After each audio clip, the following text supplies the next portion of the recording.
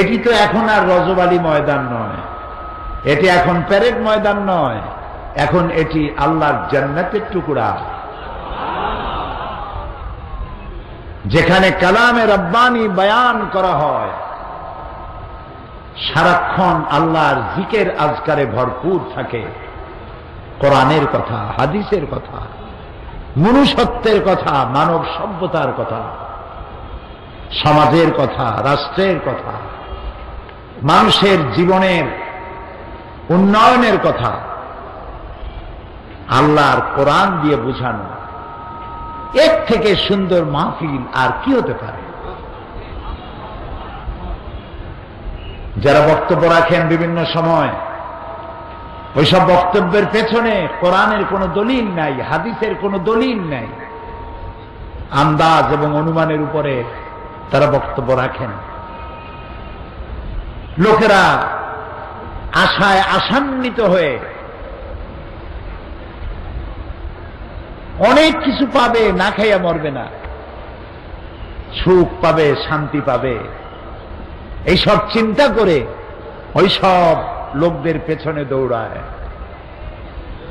চিত্রটা কোরআন শরীফে আল্লাহ তাআলা কি সুন্দর ফুটিয়ে তুলেছেন। ওয়াল্লাযীনা কাফারু আমালুহুম কাসারাবিন বাকিয়াতিন ইয়াহসাবুহু আয-যামআনু মা।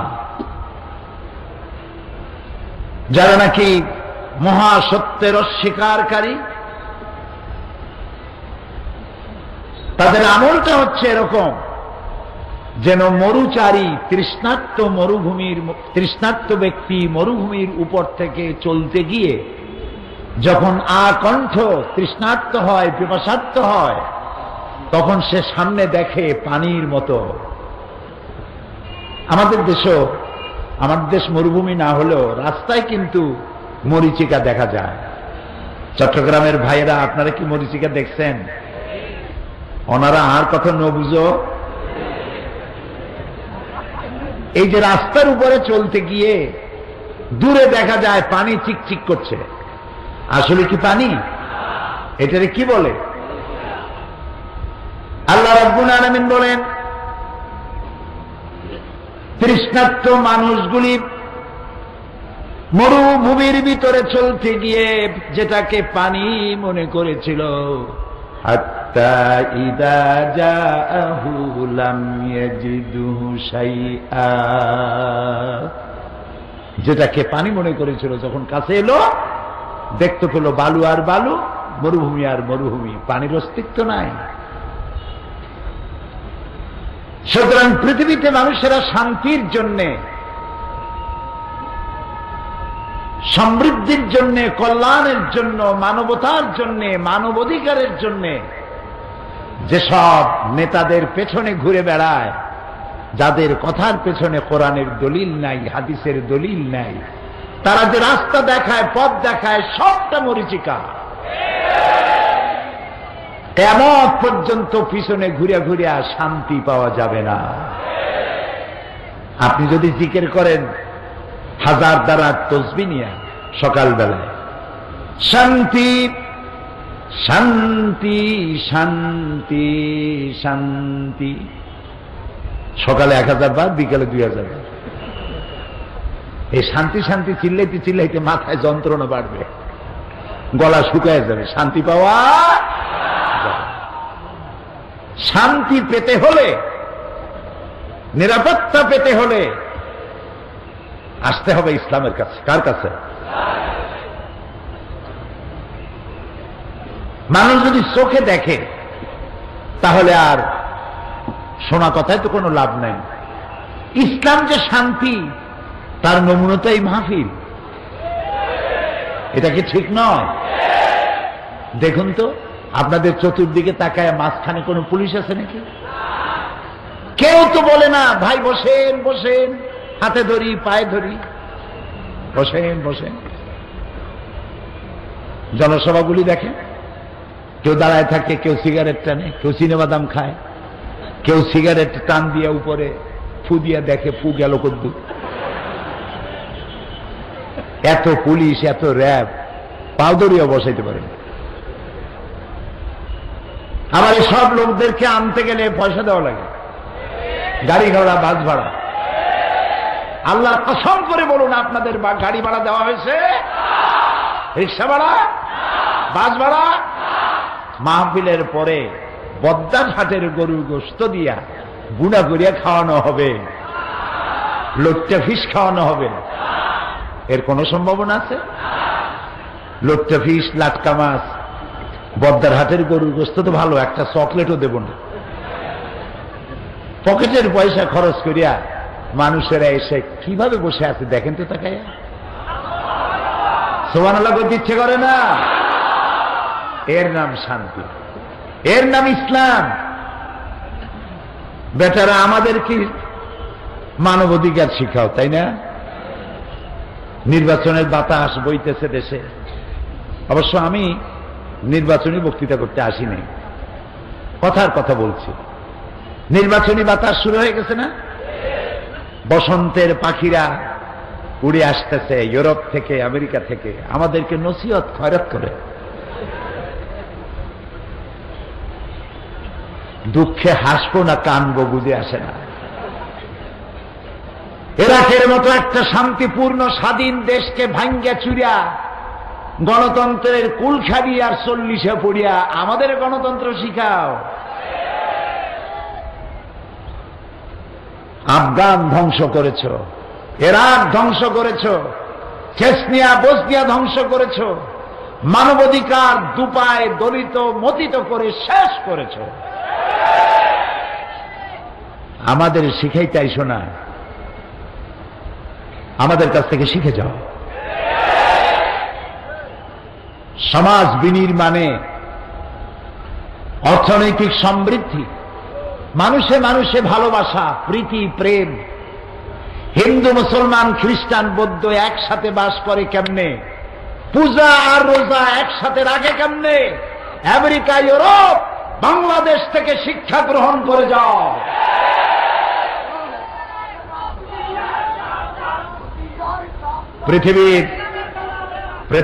পৃথিবীর শ্রেষ্ঠ জীবন ব্যবস্থার নাম ইসলাম। লাকাল হামদু বিল ঈমান, পড়েন, লাকাল হামদু বিল ঈমান, ওয়া লাকাল হামদু বিল কুরআন, ওয়া লাকাল হামদু বিল ইসলাম। আমার মনিব, আমার রব, আমরা সেজদায় মাথা নত করি, তুমি আমাদের মুসলমান বানাইছো। তোমার দরবারে লাখো কোটি সুজুদ, কোরআনের মতো কিতাব দিয়েছো।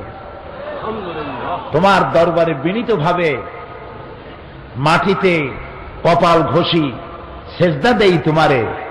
মুহাম্মদ সাল্লাল্লাহু আলাইহি সাল্লামের মতো একজন মহানবী দয়া করে তুমি আমাদের দিয়েছ। আমি ধন্য, আমার জাতি ধন্য, আমার দেশ ধন্য, গোটা বিশ্ব ধন্য। ইসলাম যদি পৃথিবীতে না আসতো, শুনতে একটু কঠিন মনে হতে পারে, কিন্তু তারপরে আমি বলবো, কারণ সত্য কথা বলতে পিছপা হওয়ার লোক আমি নই। ইসলাম যদি আল্লাহ দুনিয়ায় না দিতেন, এই পৃথিবীতে মানুষ বাসের উপযোগী হতো না, পৃথিবী হতো জানোয়ার বসবাসের উপযোগী। ইসলাম দিয়ে মানুষকে প্রীতি, প্রেম আর ভালোবাসা দিয়ে আল্লাহ তাআলা ভরে দিয়েছেন দুনিয়া। সুবহানাল্লাহ। এই পৃথিবীকে আল্লাহ সাজাইছেন মানুষ আসার আগেই মানুষের বসবাসের উপযোগী করে এই দুনিয়া আল্লাহ তৈরি করেছেন। গাছপালা, নদ নদী, এটা নয় যে মানুষ আসার পরে আল্লাহ গাছ লাগাইছে, তারপরে নদী বানাইছেন, তারপরে পাহাড়। না, মানুষ পাঠাবার আগেই মানুষের বসবাসের উপযোগী করে আল্লাহ তাআলা এই পৃথিবী সুন্দর করে সাজিয়ে গুছিয়ে রেখেছেন। পাহাড় দিয়ে, পর্বত দিয়ে, নদ দিয়ে, নদী দিয়ে, সমুদ্র দিয়ে, মহাসমুদ্র দিয়ে, মরুভূমি দিয়ে, সব দিয়ে সাজিয়েছেন। হয়তো কোনোটা বুঝি, এর কারণ কি, হয়তো কোনোটা বুঝি না। আল্লাহ তাআলা বলেন, ইন্না ফি খালকিস সামাওয়াতি ওয়াল الأرض واختلاف الليل والنهار لآيات لأولي الألباب। নিশ্চয়ই আকাশ এবং জমিনের সৃষ্টির ব্যাপারে, রাত এবং দিনের পরিবর্তনের ব্যাপারে রয়েছে আমার অসংখ্য নিদর্শন। কাদের জন্য? যারা বুদ্ধিমান, যারা জ্ঞানী। জ্ঞানী কারা? এর ব্যাখ্যা আসতেছে কোরআনের আর এক আয়াতে। কোরআনের ব্যাখ্যা কোরআন নিজেই। সুবহানাল্লাহ বল। কোরআনের ব্যাখ্যা কোরআন নিজেই। আল্লাহ তাআলা বলছেন যারা জ্ঞানবান তাদের জন্য নিদর্শন। এখন জ্ঞানী কারা? বুদ্ধি কাদের আছে? বুদ্ধিমান কারা? আমাদের মতো আন্দাজে চিন্তা করলে হবে না। আমরা মনে করি বুদ্ধিজীবী হলো ওরা 5-6 মাস চুল টুল কাটে নাই, মোস্টস বাইয়া পড়ছে, পাটের একটা দড়ি, লম্বা ব্যাগ কান্দে ঝুলানো, কানাফাড়া জামা মাটি দিয়ে টানতে টানতে আনে। একটা বুদ্ধিজীবী বুদ্ধিজীবী ভাব, মাথায় চুল টুল নাই, মনে হয় যেন কোন প্লেন ছাড়াই শূন্য ইন্টারন্যাশনাল এয়ারপোর্ট। এরা আসল বুদ্ধিজীবী নয়। বুদ্ধিজীবীর সংজ্ঞা পরবর্তী আয়াতে আল্লাহ দিচ্ছেন। উলুল আলবাব কারা? الذين يذكرون الله قياما وقعودا وعلى جنوبهم ويتفكرون في خلق السماوات والأرض। ওরাই হলো বুদ্ধিমান, ওরাই হলো চিন্তাশীল, ওরাই হলো জ্ঞানবান, যারা দাঁড়ানো অবস্থায়, বসা অবস্থায়, শোয়া অবস্থায় আমার সৃষ্টি নৈপুণ্যতা দেখে অবাক বিস্ময় বিস্ফারিত নেত্রে তাকায়, আর আমার সৃষ্টি জগৎ ইত্যাদি অবলোকন করে হঠাৎ করে মুখ থেকে বেরিয়ে যায়, রব্বানা মা খালাকতা হাযা বাতিলান সুবহানাকা ফাকিনা আযাবান নার। রব্বানা মা খালাকতা হাযা বাতিলা, ও আমার রব, পৃথিবীতে যা দেখতে পাচ্ছি আর দেখতে পাচ্ছি না, এর কোনোটাই তুমি খেল তামাশার বিষয়বস্তু করে তৈরি করনি, সব তুমি মানবতার কল্যাণে তৈরি করেছ। বিজ্ঞানীরা বলেছেন হিমালয়ের অত্যুচ্চ শিখর থেকে শুরু করে মহাকাশের মহাশূন্যে যা কিছু আছে সেখান থেকে শুরু করে মহাসাগরের অতল তলদেশ পর্যন্ত যেখানে যা কিছু দেখি আর দেখি না, সব মানব সেবায় নিয়োজিত, মানবের কল্যাণে নিয়োজিত। সুবহানাকা, আল্লাহ তোমার প্রশংসা করি। ফাকিনা আযাবান নার, আল্লাহ তুমি আমার জাহান্নামের আগুন থেকে আমাকে তুমি রক্ষা করো। আমি যেন না শকর না হই, আমি যেন তোমার কৃতজ্ঞতা স্বীকারকারী বান্দায় পরিণত হয়ে যাই। বলি আল্লাহুম্মা আজিরনা মিনান নার, আল্লাহুম্মা আজিরনা মিনান নার, আল্লাহুম্মা আজিরনা মিনান নার। আল্লাহ তাআলা দয়া করে বিশ্ব সৃষ্টি করেছেন এবং এই বিশ্বকে সাজিয়েছেন মানব গোষ্ঠী দিয়ে। সেই মানব গোষ্ঠী যেন পৃথিবীতে শান্তিতে থাকতে পারে। প্রিয় ভাই সব, মুসলমান মানে গরিব, মুসলমান মানে তার বাড়ি থাকতে নাই, গাড়ি থাকতে নাই। মুসলমান মানে হলো সেরা জামা, গামছা, সেরা লুঙ্গি, বউর ভালো শাড়ি থাকার দরকার নাই, ঘরের চাল দিয়া পানি পড়বে, থাকার জায়গা নাই, হোমলেস, স্টেটলেস। আল্লাহ কি এরকম চান? না। আল্লাহ রাব্বুল আলামিন মুসলমানদেরকে দোয়া শিখিয়েছেন।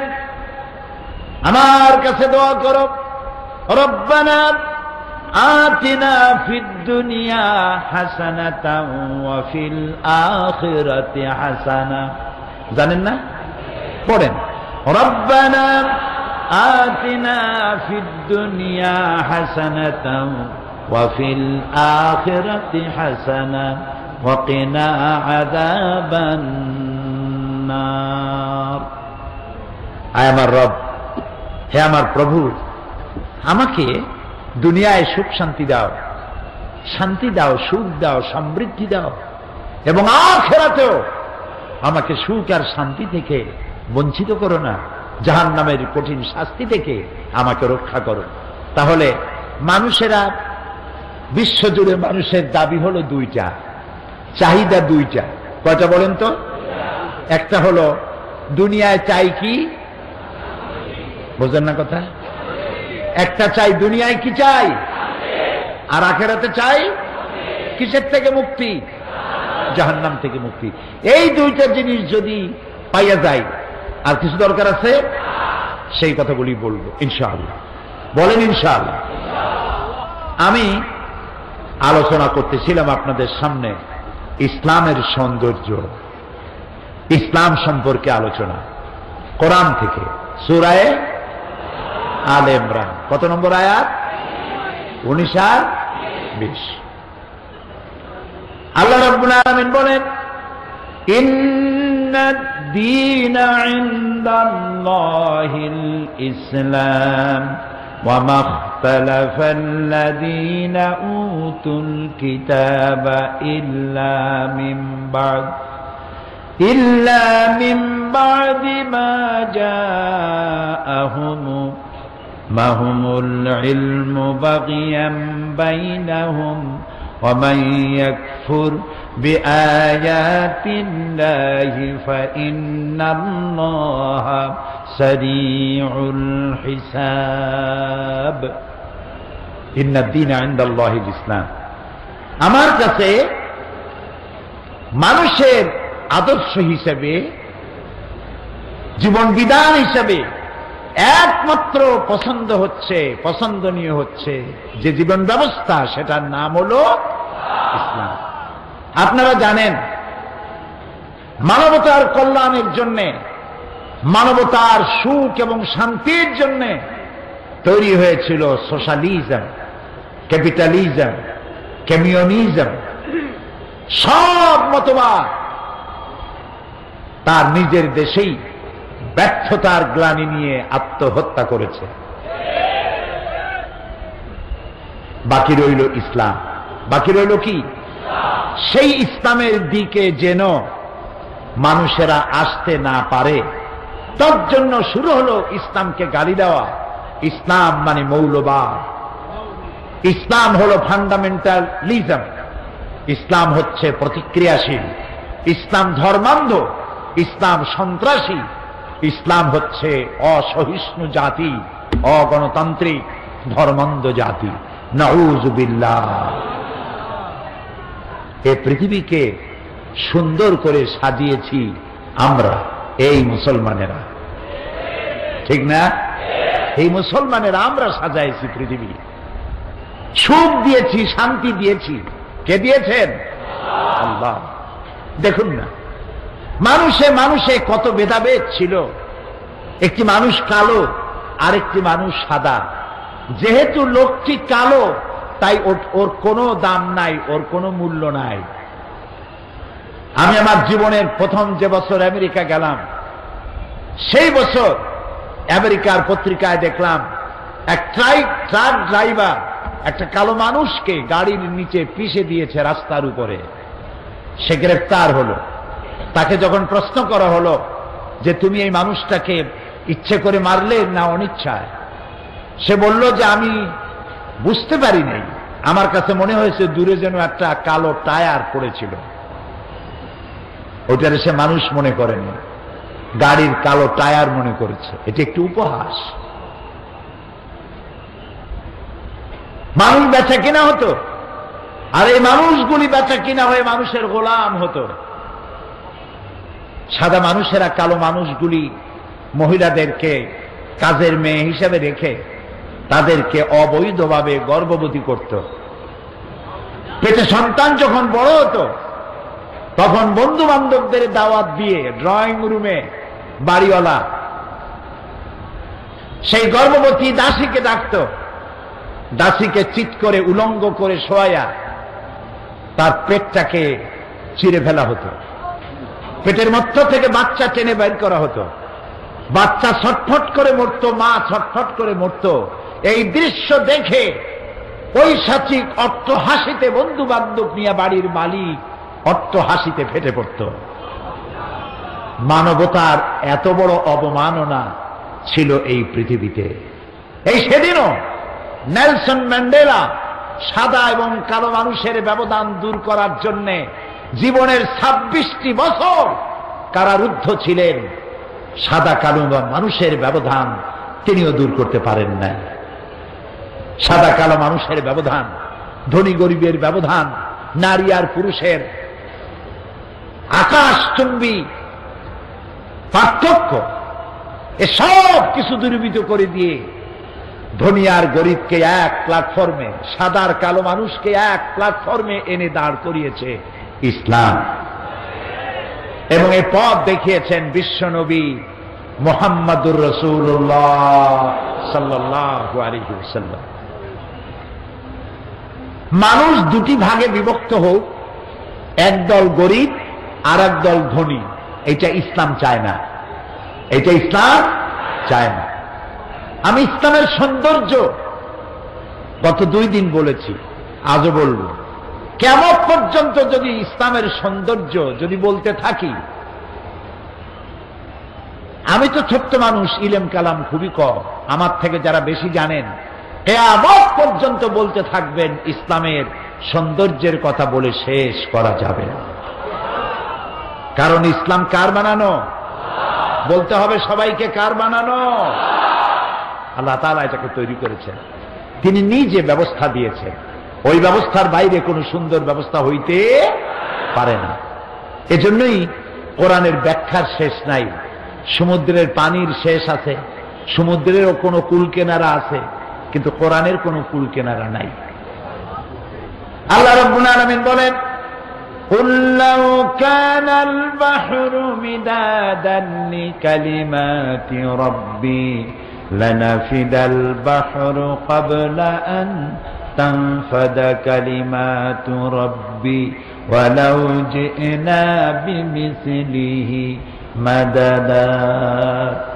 হে নবী, আপনি বলুন, তাম পৃথিবীর সমস্ত সমুদ্র আর মহাসমুদ্রের পানিগুলি যদি কালি হয়ে যায়, আর তাই দিয়ে যদি আমার রবের কালেমার ব্যাখ্যা লেখা যদি শুরু হয়ে যায়, লিখতে লিখতে তাম পৃথিবীর সমস্ত পানিগুলি শেষ হয়ে যাবে, আমার রবের কালেমার ব্যাখ্যা লেখা শেষ হবে না। ইসলাম দুনিয়াকে ঋণী করে ফেলেছে, সুবহানাল্লাহ। ধনী আর গরিব এই 2 শ্রেণীর ভিতরে সমন্বয়, কম্বিনেশন, সমন্বয় করে দিয়েছে আমার ইসলাম, সুবহানাল্লাহ।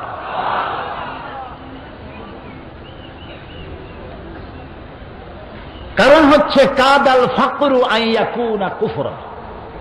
নবী করিম সাল্লাল্লাহু আলাইহি ওয়াসাল্লাম বলেছেন, দারিদ্র মানুষকে কুফরের দিকে ঠেলে দেয়। যে ব্যক্তি ক্ষুধার্ত, তৃষ্ণার্ত, বস্ত্রহীন, তার কাছে পূর্ণিমার চাঁদ ঝলসানো রুটির মতোই মনে হয়।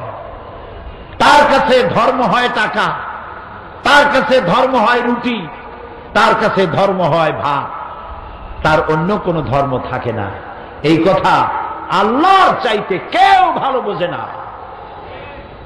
এই জন্যে আল্লাহ তাআলা সিস্টেমটা দেখুন কি সুন্দর। এই যে কোরআন, এটা কি দেখেন, শুরুতে আল্লাহ কি বলছেন, একদম শুরু আল্লাহ রাব্বুল আলামিন বলেন, আলিফ লাম মিম যালিকাল কিতাবু লা রাইবা ফীহি হুদাল লিল মুত্তাকিন الذين يؤمنون بالغيب ويقيمون الصلاة ومما رزقناهم ينفقون আলিফ লাম মিম সুবহানাল্লাহ সুবহানাল্লাহ। সারা পৃথিবীর সমস্ত মানুষের জবানে আল্লাহ তাআলা লাগাই দিয়েছেন। যদি সক্ষম হও বলো আলিফ লাম মিম অর্থ কি? পারবে বলতে কেউ? আলিফ লাম মিম ইয়াসিন তাহা আইন সিন কাফ নুন। সুবহানাল্লাহ। সারা দুনিয়া একত্রিত হবে, বুঝতে পারবে না যে আল্লাহ কি বলতে চাচ্ছেন এখানে। আল্লাহু আ'লামু বিল-মুরাদ। আল্লাহ খুব ভালো জানেন এর অর্থ কি। কিন্তু আমরা যে আলিফ লাম মিম বললাম, শুধু কি 10টা নেকি হইল? আলিফ হারফুন, লাম হারফুন, মিম হারফুন। আমার নবীজি বলেন, যখনই কেউ পড়বে আলিফ লাম মিম, 10টি নেকি লেখা হবে না। যে ব্যক্তি পড়লো আর শুনলো, আল্লাহ রাব্বুল আলামিন সঙ্গে সঙ্গে 30টি নেকি আমলনামায় লিখে দিবে। যালিকাল কিতাব, এটা হচ্ছে সেই কিতাব যার মধ্যে কোনো সন্দেহ নাই। লা রাইবা ফি, কোনো সন্দেহ নাই। কে বলতেছেন? জোরে বলে, কোনো সন্দেহ নাই। এবার বলেন তো, এই পৃথিবীতে কত লেখক বই লিখল? অসংখ্য বই লিখেছে। কোন বাপের বেটা আছে পৃথিবীতে যিনি বলতে পারবেন আমি একখান বই লিখছি যে বইয়ের মধ্যে কোনো ভুল নাই? আছে? নাই। এই একখানি কিতাব, যে কিতাবের সাহেব, যে কিতাবের মালিক, তিনি বলেছেন এই কিতাবে কোনো সন্দেহ নেই। সমস্ত বই শুরু হয়, যিনি বই লেখেন তার নিজের দুর্বলতা প্রকাশের মধ্য দিয়ে ভূমিকায় লেখেন।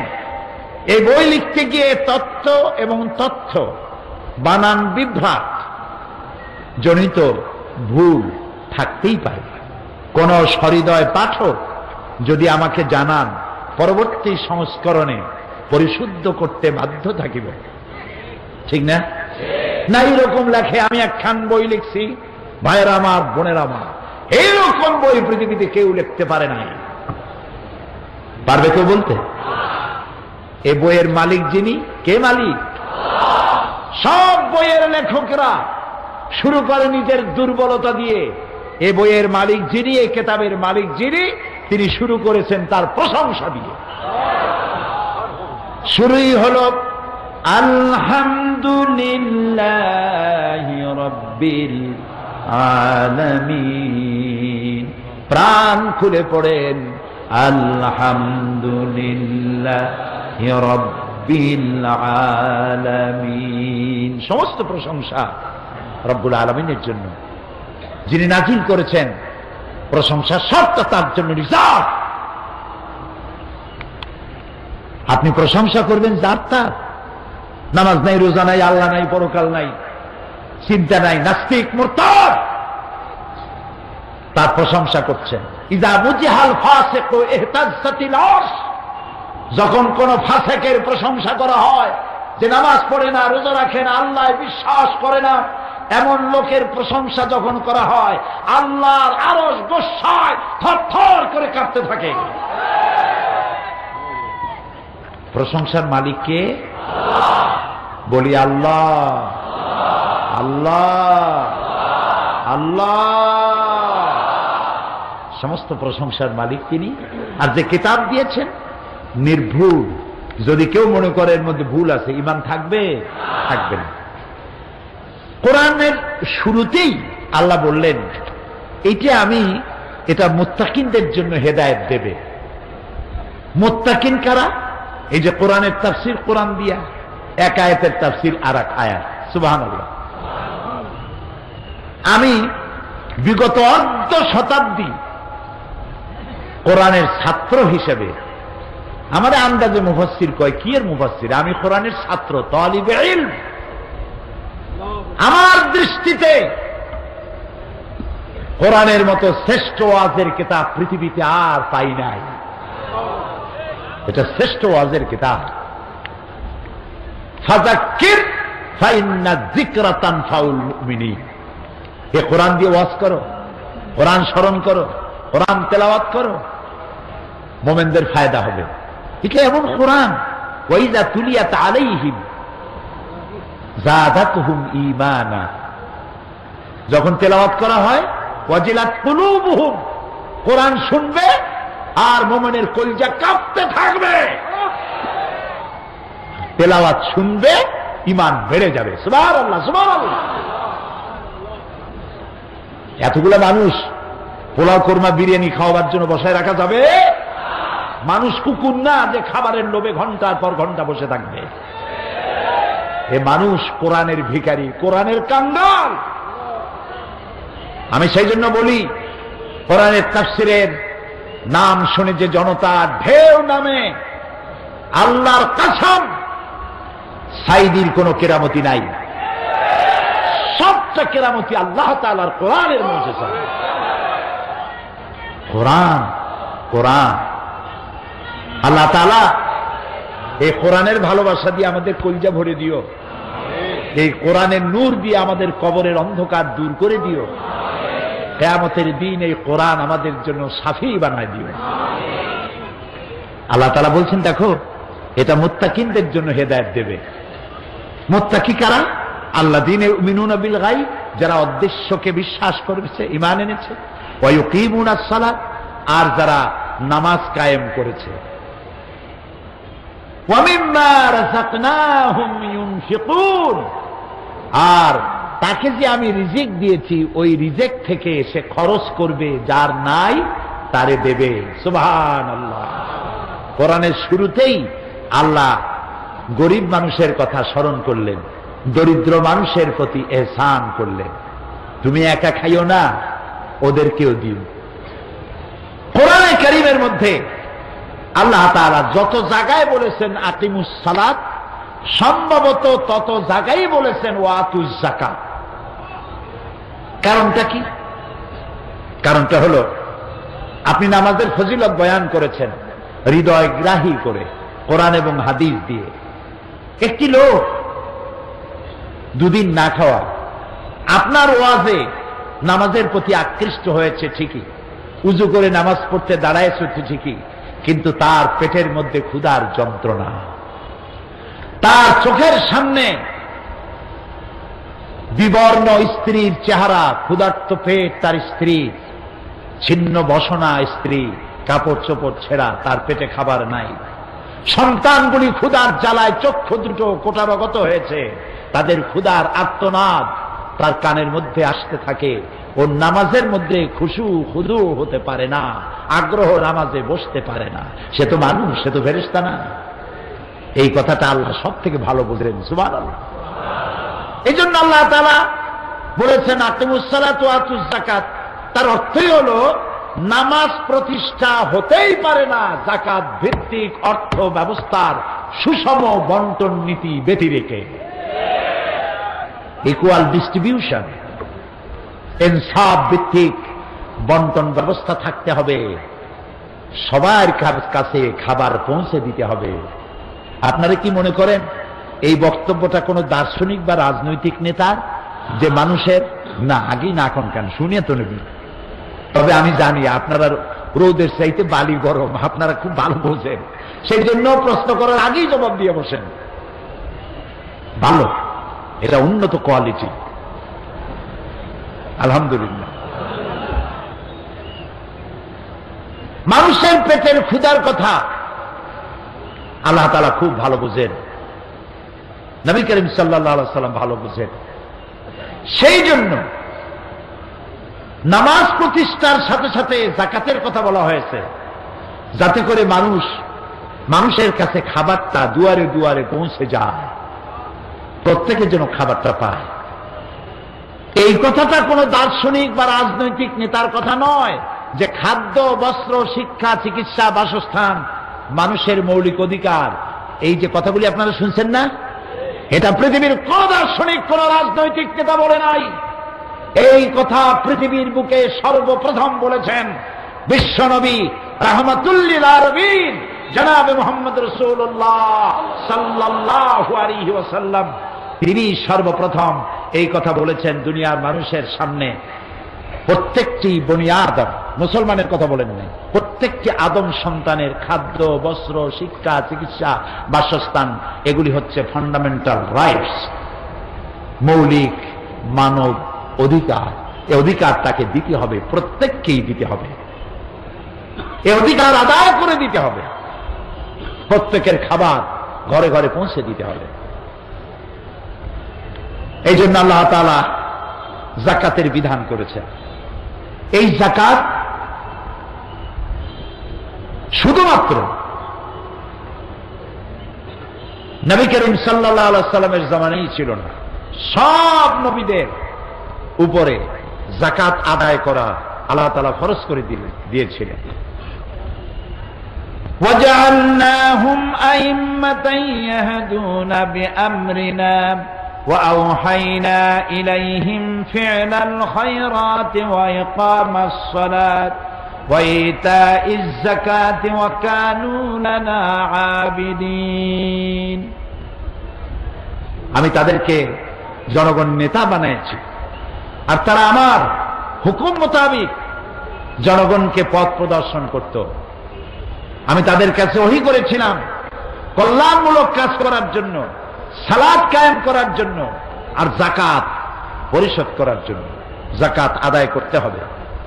যাকাত আর সুদ দুইটার মধ্যে আকাশ আর জমিনের পার্থক্য। বোঝেন কথা? আরেকটি কথা বলে নেই, আল্লাহ যা যা বানিয়েছেন শয়তান তার উল্টা আরেকটা বানাইছে। এটা জানেন কিনা? শয়তান তো আসলেই শয়তান, খাঁটি শয়তান। আল্লাহ তাআলা তিনি পৃথিবীতে দিলেন খেলাফত। কি দিয়েছিলেন? খেলাফত। শয়তান দিল মুলুকিয়া, রাজতন্ত্র। আল্লাহ দিলেন খেলাফত, শয়তান দিল রাজতন্ত্র।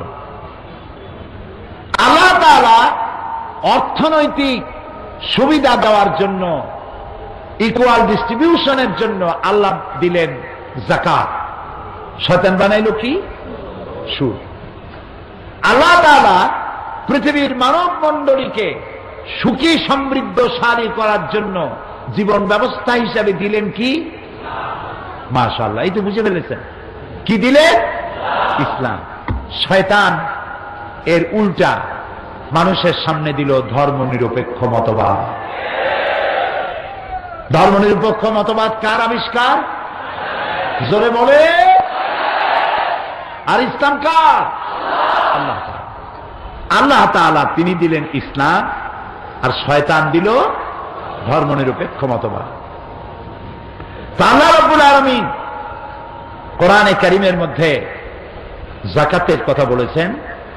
যাকাত আদায় করতে হবে। আকিমুস সালাত ওয়া আতুজ যাকাত, নামাজ প্রতিষ্ঠা করো আর যাকাত আদায় করো। এই যাকাত আদায় করবে সরকার, ডিস্ট্রিবিউট করবে সরকার। এখানে একটা সাইকোলজি আছে, মনস্তাত্ত্বিক ব্যাপার আছে। মনস্তাত্ত্বিক ব্যাপারটা কি? ধরুন আপনি যদি কারো কাছ থেকে টাকা ধার নেন, অথবা আপনাকে টাকা পয়সা দেওয়া হয় অনুগ্রহ করে, সেই লোকটাকে যখনই আপনি দেখবেন আপনার মাথাটা নত হয়ে যাবে, ইচ্ছায় হোক অনিচ্ছায় হোক, ঠিক কিনা? এই জন্য আল্লাহ চান না তার সৃষ্টির সেরা বান্দা আর একজন মানুষের সামনে মাথা নত হোক, এটা আল্লাহ চান না। আরেকটি জিনিস লক্ষ্য করুন প্রিয় ভাই সব, পৃথিবীর সমস্ত প্রাণী যখন খাবার খায় তখন তার মুখটা তার রিস্কের সামনে নত করে দেয়। গরু ঘাসের উপরে মুখ লাগায়, ছাগল ঘাসের উপরে মুখ লাগায়, সাপ হোক, কুমির হোক, মুরগি হোক, হাঁস হোক, প্রত্যেকটি প্রাণী তার খাদ্যের মধ্যে মাথা ঝুঁকাইয়া খাবার খায়। একমাত্র মানুষ সে যখন খাবার খায় প্লেটের মধ্যে কামড় দিয়ে খায় না। প্লেটে যদি চাটেও তাহলে অন্য প্রাণীর মতো মাথা নিচু করে চাটে না, প্লেটটা উঁচা করে চাটে, খাবারটা উঠাই নিয়া উঁচু করা মুখে দেয়। কারণ আল্লাহ চান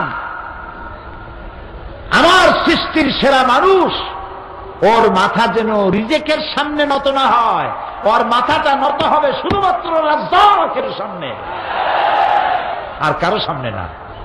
কাজী অনুগ্রহ দান এটি যেন মানুষের কাছ থেকে নিতে গিয়ে তার মাথা যেন নত না হয়, সেই জন্য এটাকে কালেকশন করবে সরকার। আর সরকারের কাছ থেকে টাকা নিতে কারো মন ছোট হয় না, কারণ আমি গভর্নমেন্টকে ট্যাক্স পে করি, গভর্নমেন্ট আমার টাকা দিয়ে চলে, আমার ভাইয়ের টাকা অন্যের টাকা দিয়ে, সুতরাং সে আমাকে সাহায্য করতে বাধ্য, সরকারের কাছে মাথা নত হয় না। এই জন্য যাকাত আদায় করবে কে আর দিবে কে? সরকার। কোথায় পাইলাম এ কথা? কোরআন। কোথায় পেয়েছি? আল্লাহ রাব্বুল আলামিন বলেন, আল্লাযীনা ইম্মাক্কান্নাহুম ফিল আরদি আকামুস সালাত ওয়া আতাউয যাকাত ওয়া আমারু বিল মা'রুফি ওয়া নাহাউ আনিল মুনকার ওয়ালিল্লাহি আকিবাতুল উমুর।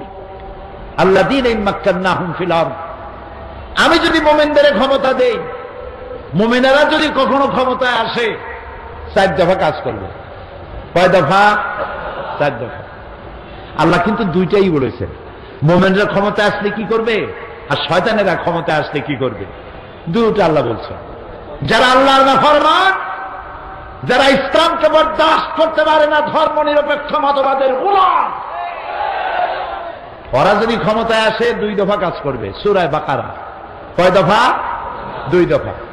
1 নম্বর কাজ তারা করবে, তারা হাজ এবং নসল, জমিনের ফসল নষ্ট করবে আর নসল নষ্ট করবে, বংশানুক্রমে মানুষ হত্যা করবে, আর সমাজের সব থেকে সম্মানিত ব্যক্তিদেরকে বেইজ্জত করবে।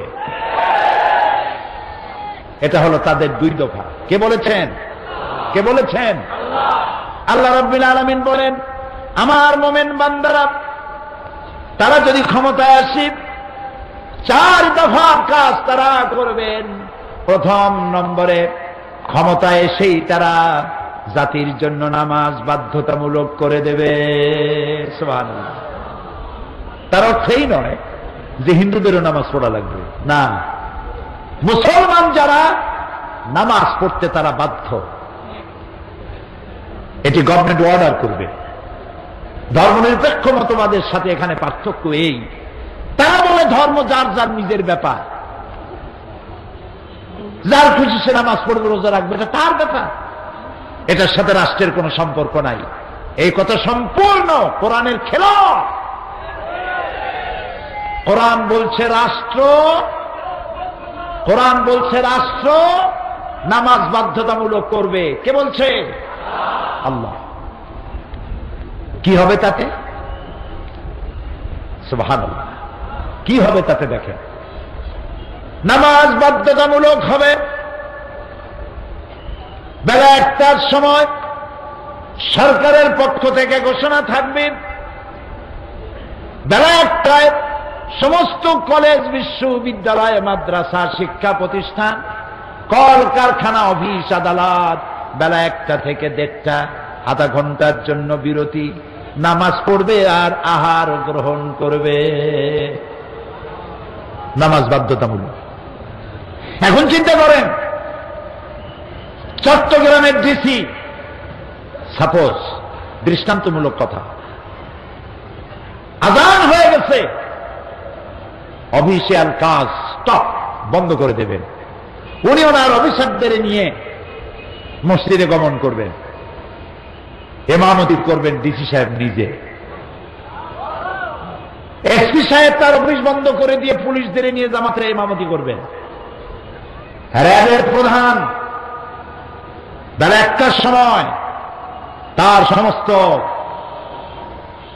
বাহিনী নিয়ে যিনি যেখানে অফিসার তিনি ইমামতি করবেন। থানায় দারোগা ইমামতি করবেন।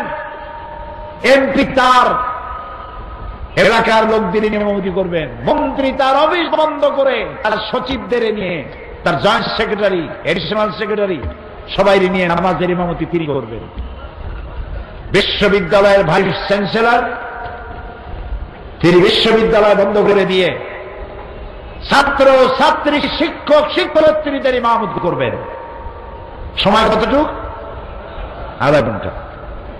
নামাজ পড়ে খান, খাইয়ে আবার চেয়ারে গিয়ে বসেন। এবার দেখুন ইসলামগত বিজ্ঞান সম্মত যে এসপি যে ডিসি নামাজের ইমামতি করে তার অফিসের লোকদের সামনে, যে ভাইস চ্যান্সেলর ইমামতি করে তার ছাত্র ছাত্রী আর শিক্ষক শিক্ষার্থীর সামনে, এই বিশ্ববিদ্যালয় দিয়ে মাস্তান গুন্ডা আর সাদাবাজ ধর্ষণকারী ছাত্র বের হতে পারে কি? যে পুলিশ, যে এমপি, যে মন্ত্রী ইমামতি করার যোগ্যতা রাখেন, তার অফিসের ভিতরে ঘুষ পিটাইয়াও খাওয়ানো যাবে? যাবে না। এই কথাটাই আল্লাহ তাআলা বলেছেন, ইন্না সালাতা তানহা আনিল ফাহশাই ওয়াল মুনকার। নামাজ মানুষের সকল প্রকারের পাপাচার আর অশ্লীলতা থেকে আল্লাহ তাআলা রক্ষা করে। সুবহানাল্লাহ। নামাজ বাঁচাইয়া দেয়। সেই নামাজ বাধ্যতামূলক করা হবে যদি মোমেন ব্যক্তিরা কখনো হাতে পায়। এক নম্বর কাজ। আর নামাজ হচ্ছে জীবনের কাঠি, জীবনের বেঁচে থাকা, মুসলমান হওয়া একমাত্র মাপকাঠি। নামাজ নাই, তার কাছে মুসলমান বলে দাবি করার কোনো হক নাই। কিয়ামতে সর্বপ্রথম প্রশ্ন হবে নামাজ। এই নামাজ দিয়েই সমাজ গড়া হয়। নামাজে আর সমাজে দারুণ মিল। সুবহানাল্লাহ বলবেন না? নামাজ পড়লেই সমাজ গঠন হবে। কিভাবে হবে? নামাজ পড়তে গেলে একটা জায়গা লাগবে, লাগবে না? আপনি এই জায়গাটা সর্বপ্রথম শর্তই হচ্ছে শরীর পাক, কাপড় পাক, জায়গা পাক। দেখুন শরীর পাক সাবান দিয়া গোসল করলেই শরীর পাক বাইরের দিক থেকে হলো, কিছু গোশের টাকা দিয়া বদ্দার হাটের গরুর গোস্ত চর্বিওয়ালা বাইসা বাইসা খাইছেন। বড় পাঙ্গাস মাছ রূপচান্দা ঘুষের টাকা দিয়ে কিনা খাইছেন। লাখ সাবান দিয়া শরীর পরিষ্কার করেছেন, কিন্তু ভেতরের রক্তটা অপবিত্র রয়েই গেছে।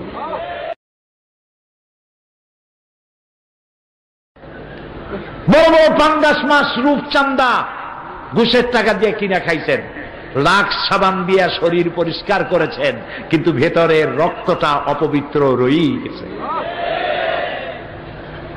জামা গায়ে দিয়েছেন ফ্রেশ, পরিষ্কার পরিচ্ছন্ন, তারপর স্প্রে করেছেন আতর, হাজারে আসদে যে আতর লাগানো হয় সেটা মাখছেন, কিন্তু জামাটা কিনেছেন ঘুষের টাকা দিয়া, হারাম পয়সা দিয়ে। জামা পাক হয়েছে উপর থেকে, ভেতরটা না পাক রয়েই গেছে। এরপরে জায়গাটা পাক হতে হবে। নামাজের জন্য আপনি জবরদখল করেছেন, রেলওয়ের জায়গা নিয়ে নিয়েছেন, পিডব্লিউডির জায়গা নিয়েছেন, সরকারের জায়গা নিয়েছেন, এতিমের জায়গা দখল করার জন্য মসজিদ বানাইছেন। মসজিদ হয় নাই, ঘর হইছে, মসজিদ হয় নাই, জায়গা পাক হয় নাই। নামাজ আর সমাজে কত মিল দেখছেন? সুবহানাল্লাহ বলবেন না? নামাজ দিয়ে সমাজ গঠন করা হয়। রাসূলুল্লাহ এই নামাজ কায়েম করেছিলেন সমাজে। আমার নামাজের ওয়াজ করার আজকের উদ্দেশ্য নয়। মোমেন ব্যক্তিরা ক্ষমতায় এলে কয় দফা কাজ করবে? এক নম্বরে কি? 2 নম্বরে যাকাত। যাকাত আদায় করবে। এই যাকাত সরকার আদায় করবে, সরকার বিতরণ করবে। যেহেতু এখন ইসলামী সরকার নাই, সেহেতু জনগণ নিজেরা যাকাত দেয়। কিভাবে দেয়? যাকাতে শাড়ি আর লুঙ্গি কেনে, আর খবর দেয় আমার বাড়িতে যাকাত বিতরণ হবে, আপনারা নিতে আসবেন। এটি একটি এক্সিবিউশন। শত শত মানুষ, গরিব মানুষ যাকাতের শাড়ি আর লুঙ্গি নিতে এসে মানুষের পদপৃষ্ঠে বহু লোক মারা যায়। এমন ঘটনা বাংলাদেশে একাধিকবার ঘটেছে, ঠিক না? আপনার বাড়ি লোক যাকাত নিতে আসবে কেন? আপনার দায়িত্ব যাকাতের টাকা তার হকদারের বাড়ি পৌঁছে দেওয়ার দায়িত্ব আপনার। কারণ গরিব আপনার করুণার পাত্র নয়। অফি আমওয়ালিহিম হাক্কুল লিসাইলি ওয়াল মাহরুম। আল্লাহ রাব্বুল আলামিন বলেন, ধনীদের সম্পদের ভিতরে গরিবদের অধিকার রয়েছে।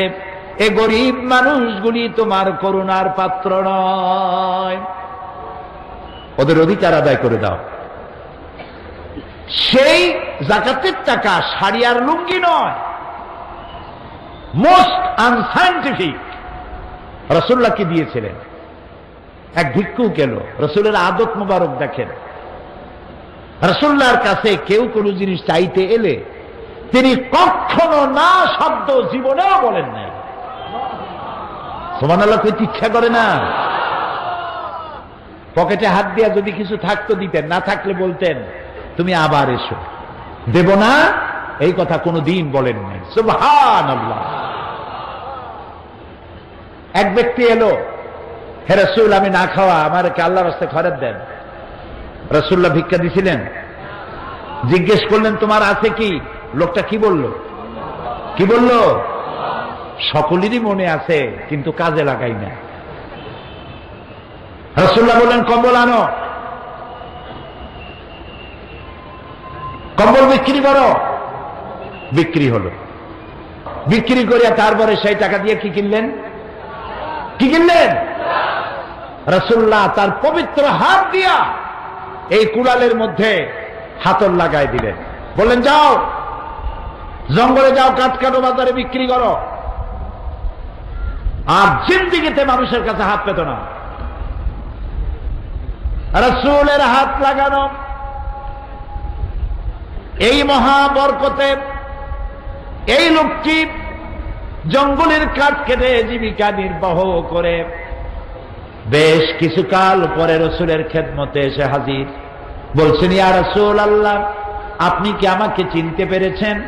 আমি সেই ভিক্ষুক যাকে আপনার কাছে ভিক্ষা চাওয়া হয়েছিল, আর আপনি আমাকে কুড়াল দিয়েছিলেন। জঙ্গলে কাঠ কেটে কেটে বাজারে বিক্রি করে আমার সংসার যাত্রা নির্বাহ করে আমার কাছে এখন যাকাত দেওয়ার মতো অর্থ জমা হয়ে গেছে। এটা ইসলামের সৌন্দর্য। যাকাত এই সিস্টেম দিয়ে ইসলামের এটি লক্ষ্য নয় যে এক শ্রেণীর লোক চিরকাল এভাবে দিতে থাকবে আর এক শ্রেণী চিরকাল হাত পেতে নিতে থাকবে। এটা ইসলামের উদ্দেশ্য এবং লক্ষ্য নয়। এবার যে যাকাত নিবে আগামীবার যাতে আর যাকাত না নেওয়া লাগে। চট্টগ্রামে ধনী মানুষের সংখ্যাই বেশি আলহামদুলিল্লাহ। যেমন সিলেট, আল্লাহর মেহেরবানি, অসংখ্য মানুষ ধনী সিলেটে আলহামদুলিল্লাহ বলে। অন্তত 8 থেকে 10 লক্ষ সিলেটি লন্ডন, ইংল্যান্ডে তারা বসবাস করে, পয়সার অভাব নেই আলহামদুলিল্লাহ। তারা একটা মসজিদ বানাইছে, ইস্ট লন্ডন মসজিদ। একটি মসজিদ বানাতে খরচ করেছে 9.35 মিলিয়ন পাউন্ড। বাংলাদেশি হিসেবে মসজিদটা নির্মাণে খরচ হয়েছে 130 কোটি টাকা। এসব টাকা মেয়ে লোকেরা, আমি যখন ওয়াজ করেছি ইস্ট লন্ডন মসজিদে, মসজিদের ফায়দা ফজিলাত সম্পর্কে, মেয়ে লোকেরা গলার সোনার হার, হাতের চুড়ি, কানের ফুল সব খুলে খুলে দিয়েছে। মানুষেরা টাকা দিয়েছে। বিশাল মসজিদ হয়েছে। মেইন হল রুমে নামাজ পড়তে পারে 10,000 মুসলমান।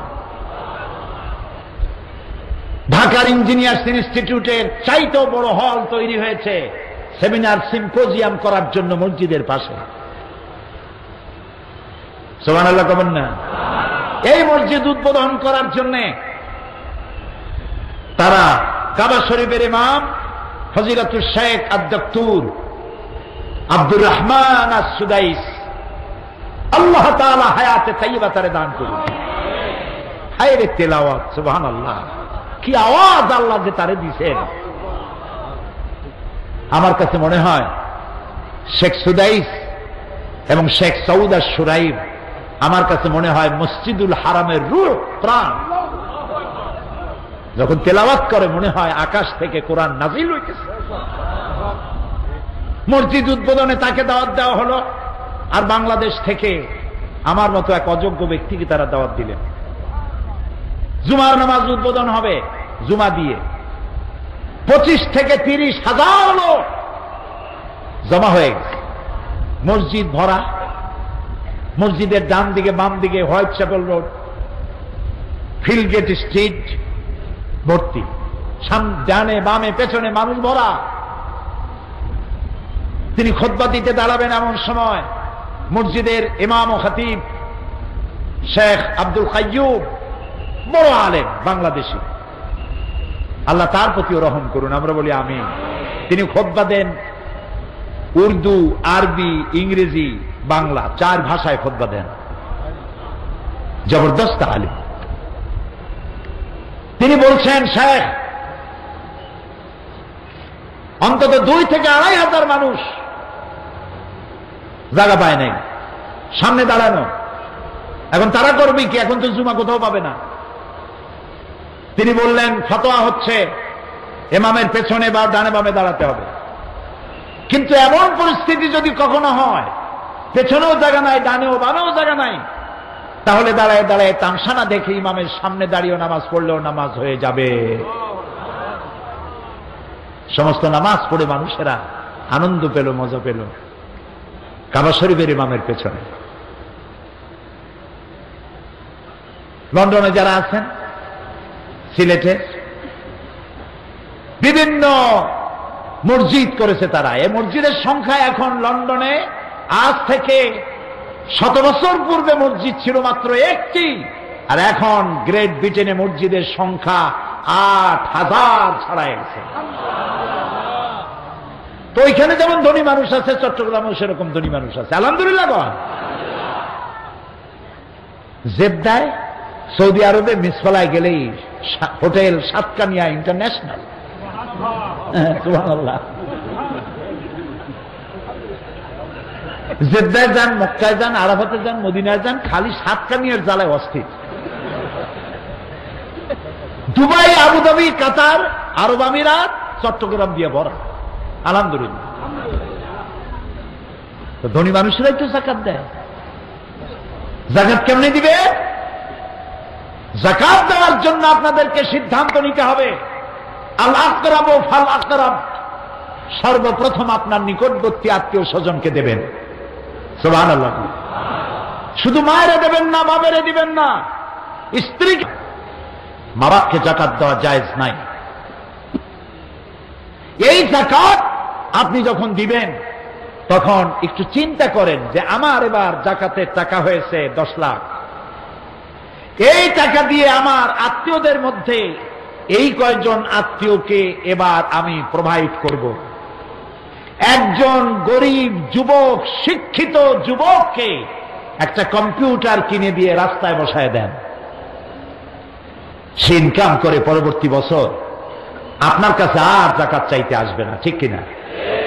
একটা বিধবা রমণী, তাকে যদি একটা সেলাই মেশিন কিনে দেন যাকাতের টাকা দিয়ে, সে তার পেট বাঁচাবার জন্য দেহ ব্যবসার মতো নিকৃষ্ট জঘন্য কাজে তার যাওয়া লাগবে না, ঠিক নয় কি? এরপরে যে আসতেছি আমি আপনার কাছে, এরপরে গরিব, এতিম, মিসকিন, ছোট্ট মানুষ, বাপ নাই, পেটের জ্বালায় চুরি করে, ডাকাতি করে, কচু গাছ কাটতে কাটতেই তো মানুষ খুন করা শেখে, নাকি বলেন? ঠিক না? সেই গরিব এতিম বাচ্চাকে জুতা পালিশের বাক্স কিনে দেন 200 টাকা দিয়া, পাহাড়তলি রেল স্টেশনে পাঠায় দেন, মানুষের জুতা পালিশ করবে, পয়সা কামাই করবে। চীনাবাদামের দোকান দিয়ে দেন, পানের খেলি বানাবার দোকান দিয়ে দেন যাকাতের টাকা দিয়া। বেকার অশিক্ষিত যুবককে 2টা হালের বলদ কিনে দেন। সমাজ থেকে চুরি বিদায় হবে, ডাকাত বিদায় হবে, সন্ত্রাস বিদায় হবে, পকেটমার বিদায় হবে, হবে না? হবে না? এই অর্থনীতি কার? সমাজ কল্যাণ পরিষদ। আমার ভাই, আমার বন্ধু মাওলানা শামসুদ্দিন সাহেব বললেন, সমাজ কল্যাণ পরিষদ তো সেটাই করে, তাই আমি বলছি যে আমি আসতেছি আপনার কাছে, আপনাদের জাকাতের একটা অংশ ওখানে দিলে ওই কামটাই হবে যে কামটা আপনি করতে পারেন না। আলহামদুলিল্লাহ বলেন। প্রিয় ভাই সব, একটা গরিব মানুষের মুখে যদি হাসি ফুটাইতে পারেন, একটা নফল হজের সওয়াব পেয়ে যাবেন। আমি প্রায় এই কথাটা বলি। সম্রাট শাহজাহান তাজমহল বানাইছিলেন ওই বাজারে, যেই বাজারে টাকায় 8 মণ চাউল পাওয়া যেত। টাকায় কয় মণ? 8 মণ চাউল 1 টাকায়। সব থেকে বেশি দুধ দেয় আধা মণ, 1 মণ। এরকম একটা গাভীর দাম 3 টাকার বেশি ছিল না। সেই বাজারে 20 বছর বসে 22,000 শ্রমিক কাজে লাগাইয়া ওই বাজারের 20 কোটি টাকা খরচ করে স্ত্রীর প্রেমে পড়ে তাজমহল তৈরি করেছিলেন। প্রিয় ভাই সব, এই তাজমহলের মূল্য ইসলামের কাছে, রসুলের কাছে, আর ইসলাম যিনি বানাইছেন সেই আল্লাহর কাছে ওই তাজমহলের ওই মূল্য নাই। একটি এতিম, গরিব, মিসকিন, একটি ছোট্ট বাচ্চা শীতে কাঁপতেছে, ক্ষুধায় কাঁদতেছে, ওর হাতে 1 মুঠো খাবার আর গায়ে ছোট্ট একটা নতুন গেঞ্জি বা চাদর পরিয়ে দিলে ওই বাচ্চাটি আনন্দে যে মুখে হাসি ফুটবে। 20 কোটি টাকার ব্যয় করে যে তাজমহল তৈরি করা হয়েছে, সেই তাজমহলের চাইতে এতিমের মুখের মিষ্টি হাসি আল্লাহর কাছে অনেক দাম। এটাই হচ্ছে ইসলাম। মানুষের দারিদ্রতা বিমোচনের জন্য আল্লাহ তাআলা এই ব্যবস্থা করেছেন। এখন যাকাতে টাকা কমে না, যাকাতে টাকা বাড়ে। ইয়ামহাকুহুল্লাহুর রিবা ওয়া ইউরবিস সাদাকাত। আল্লাহ তাআলা বলেছেন আমি সুদকে ধ্বংস করি, সুদকে ধ্বংস করি, আর সাদাকা যাকাতের মালকে আমি বৃদ্ধি করি। কার কথা? কার কথা? দেখুন তো, ইসলামী ব্যাংক আছে চট্টগ্রামে, আছে। আজকে অত্যন্ত শ্রদ্ধার সাথে স্মরণ করি ইসলামী ব্যাংকের প্রথম ব্যক্তি আলহাজ আব্দুর রাজ্জাক লস্কর।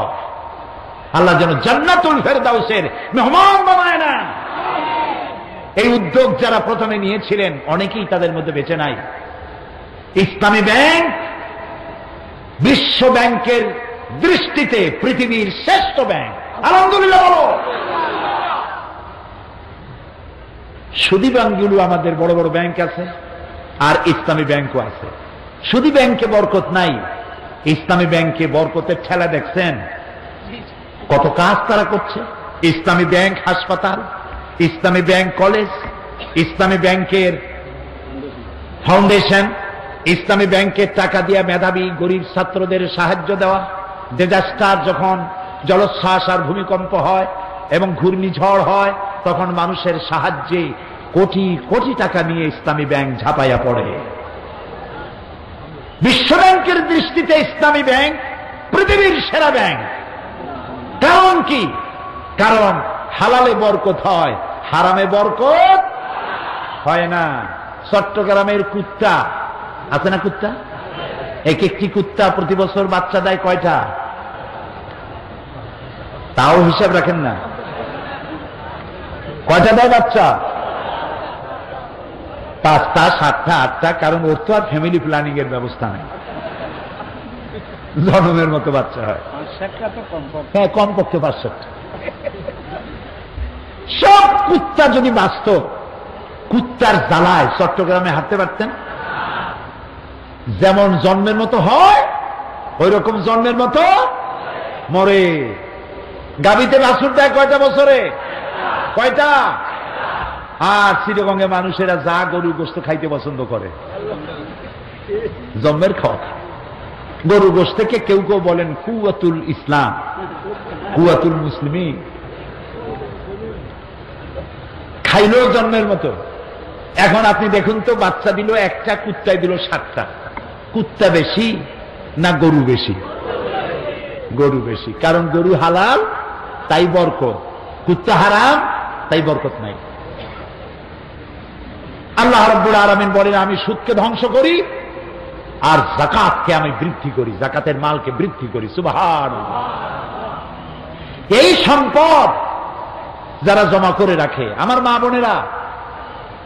বোনেরা আসছে না? বহু।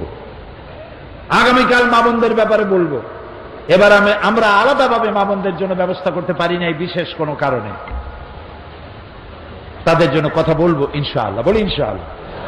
মা বোনদের কাছে অনেক সোনা আছে, স্বর্ণ, গোল্ড, সারা বছর সিন্ধুকের মধ্যে পড়ে থাকে। কবে কার বিয়ে হবে সেই সময় একটু পড়ল।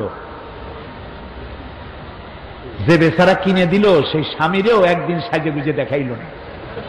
অবশ্য চট্টগ্রামে এরকম মেয়ে লোক আছে বলে আমি মনে করি না। স্বামী বেচারা এত কষ্ট করিয়া এত সুন্দর সুন্দর শাড়ি দিল, সোনা জানা দিল, তারে দেখাইল না। তারই না দেখাবেন। রাসূলুল্লাহ বলেছেন, ওই মেয়ে লোক, ওই স্ত্রী সব থেকে ভালো যারে দেখলে তার স্বামীর চোখ ঠান্ডা হয়ে যায়। রাসূলুল্লাহ বলেছেন, সেজে গুজে থাকো, স্বামীকে হাসি মুখে বরণ করো, সংসারে শান্তি হবে। স্বামী আর স্ত্রী দুজনে প্রেম ভরে একজনে আর একজনের হাত যখন ধারণ করে, রাসূলুল্লাহ বলেছেন উভয়ের সগীরা গুনাহকে আল্লাহ তাআলা মাফ করে দেন। আগামীকাল বলবো সেসব কথা। কত শাড়ি আপনার ঘরে, এমন এমন শাড়িও আছে যা আপনার পরাও হয় না কখনো। সোনাগুলো পড়ে আছে, ব্যবহারও করেন না। সমস্যাটা কি হবে জানেন? আল্লাহ রাব্বুল আলামিন বলেন, ওয়াল্লাযীনা ইয়াকনিজুনা আয-যাহাবা ওয়াল ফিদ্দাতা ওয়া লা ইউনফিকুনাহা ফী সাবিলিল্লাহ ফাবাশশিরহুম বিআযাবিন আলীম। যারা নাকি স্বর্ণ রৌপ্য সঞ্চয় করলো, আমার রাস্তায় খরচ করলো না, ফাবাশশিরহুম বিআযাবিন আলীম, তাদেরকে জাহান্নামের কঠিন শাস্তির সুসংবাদ দাও। সুবহানাল্লাহ কইলেন, কি আশ্চর্য কথা! এই জাগা মতো কথা কইয়েন। আল্লাহ কইল জাহান্নামের কথা, আপনি কোন সুবহানাল্লাহ, আপনি কোন নাউযুবিল্লাহ। এটি কায়দা দেখুন। আল্লাহ বললেন ফাবাশশিরহুম, ওদেরকে জাহান্নামের কঠিন পীড়াদায়ক শাস্তির শুভ সংবাদ দাও। শাস্তির কি শুভ সংবাদ হয়? হয়। আল্লাহ এটা বললেন কেন? এটাও জানাবেন। একটা ছোট্ট দৃষ্টান্ত দিলেই বুঝবেন। কারো কারো দুষ্ট ছেলে আছে না? দুষ্ট ছেলে, এত দুষ্টু। সম্রাট আকবরের ছিল নবরত্ন। নবরত্নের একজন ছিল, কি যেন নাম, আমি এখন ভুলে গেলাম। হ্যাঁ, বীরবল। আপনারও আল্লাহ বীর বানাই দিন। বীরবল না, বীরবল। আকবর তারা আসতে বলছে, কিন্তু সেই সময় থেকে প্রায় 2 ঘন্টা দেরি করে আসছে। সম্রাট রাগ হয়ে গেছে, এই বীরবল এত দেরি করে আসলে কেন? কয়েছে, জাহাপানা, আমার একটা ছেলে আছে এত দুষ্ট, তারে কোন রকম মানাইতেই পারলাম না, তাকে মানাতে গিয়ে আমার 2 ঘন্টা সময় লাগবে। একবার কয় যে, তুমি কি আমারে পাগল পাইছো নাকি? একটা ছোট্ট বাচ্চা তারে ঠান্ডা করা যায় না, 2 ঘন্টা সময় লাগে? আমি এটা বিশ্বাস করি না, তুমি অন্য কোনো কাজে ছিলা, মিথ্যা কথা কইতেছ। বীরবল কয়, না স্যার, জাহাপানা সত্য বলছি। কয়, আমি বিশ্বাস করি না। বীরবল বলছে, বিশ্বাস যদি না করেন তাহলে আমি আপনার বিশ্বাস করাই। কয়, করাও। কিরকম করবা? কয়, আপনি আমার আব্বা হন, আমি আপনার বাচ্চা হই। বীরবল বাচ্চা হইছে, এখন আকবর হইছে আব্বা। এখন বীরবল কাঁদতেছে, বাচ্চার মতো করে কাঁদতেছে। আকবর জিজ্ঞেস করছে, কান্দিস কেন? কয়, আব্বু আমার একটা হান্ডি কিনে দাও, একটা হাড়ি কিনে দাও। তো দিল একটা হাড়ি কিনে। আবারও কান্দে, আবার কান্দিস কেন? আমার একটা হাতি কিনে দাও। তো দিল একটা হাতি। এখন আরো ভ্যা ভ্যা করে কাঁদতেছে। আরে এখন আবার কাঁদিস কেন? হান্ডি চাইলি পাতিল চাইলি পাতিল দিলাম, হাতি চাইলে হাতি দিলাম, এখন কাঁদিস কেন? কই আব্বু এই হাতিটা এই হাড়ির মধ্যে ঢুকাই দাও। আকবর কইল ঠিকই তুমি বলছো, বাচ্চা বুঝানো যায় না। কিছু বাচ্চা আছে দারুণ দুষ্টু। এই বাচ্চা মায় যখন ঠান্ডা করতে না পারে তখন মা বলে যে বাপ রাখ, তোর বাপ আসুক, তোর বাপেরে আমি সব শোনাবো আজ। এমন পিট্টি দেবে তখন বুঝবি মজা কারে কর। পিটাইলে কি মজা হয়? তাহলে মায় মজার কথা কইল কেন? শাস্তির তীব্রতা বোঝাবার জন্য মজা শব্দ ব্যবহার করা হয়েছে। ফাবাশশিরহুম বিআযাবিন আলীম, যারা সোনা দানা জমা করে রাখে, আমার রাস্তায় খরচ করে না, তীব্র শাস্তির শুভ সংবাদ দিয়ে দাও। সেই শাস্তিটা কি? আল্লাহ রাব্বুল আলামিন বলেন, ইয়াউমা ইউহমা আলাইহা ফি নারি জাহান্নামা ফাতুকওয়া বিহা জিবাহুহুম ওয়া জুনুবুহুম ওয়া যুহুরুহুম হাযা মা কানাজতুম লিআনফুসিকুম ফাযুকু মা কুনতুম তাকনিজুন। এমন একদিন আসবে যখন তোমার সঞ্চিত সম্পদ স্বর্ণ রৌপ্য জাহান্নামের আগুন দিয়ে জ্বালানো হবে। ইন্না লিল্লাহি ওয়া ইন্না ইলাইহি রাজিউন। মা বোনেরা কান পেতে শুনুন, ভাইয়েরা শুনুন। স্বর্ণ জমা করেছেন, যাকাত দেন নাই। এই স্বর্ণ, এই রৌপ্য, এই ডায়মন্ড জাহান্নামের আগুন দিয়ে জ্বালানো হবে। কে বলতেছেন? আল্লাহ। আল্লাহ আল্লাহ। কোন মৌলভী সাহেবের ফতোয়া নয়, কোন মুফতির ফতোয়া নয়, আমার আল্লাহ বলছেন জাহান্নামের আগুন দিয়ে তোমার সোনার উপরে জ্বালানো হবে। এটারে গরম বানাইয়া জাহান্নামের আগুন দিয়ে সিল বানানো হবে। তারপরে তোমার কপালের উপরে, তোমার পার্শ্ব দেশে এবং তোমার পৃষ্ঠ দেশে সিল মারা হবে, আর বলা হবে হাযা মা কানাজতুম লিআনফুসিকুম। এ হচ্ছে সেই তোমার সঞ্চিত ধনরাশি যা তুমি আমার রাস্তায় খরচ করনি, এখন এর মজা চাকো। ফাযুকু মা কুনতুম তাকনিজুন, যা সঞ্চয় করেছিল সেই শাস্তি এখন ভোগ করো। নাউযুবিল্লাহ। সবাই বলি নাউযুবিল্লাহ। প্রিয় ভাই সব, আমার মা বোনেরা, 7.5 তোলার নিচ পর্যন্ত যাকাত না দিলে চলবে। স্বর্ণ যদি 7.5 তোলা হয়ে যায় তখন যাকাত দিতে হবে। 7.5 তোলার উপরে যখন গেল তখন একেবারে গোড়া থেকে শুরু করে সবটা দেওয়া লাগবে। বাজার দরে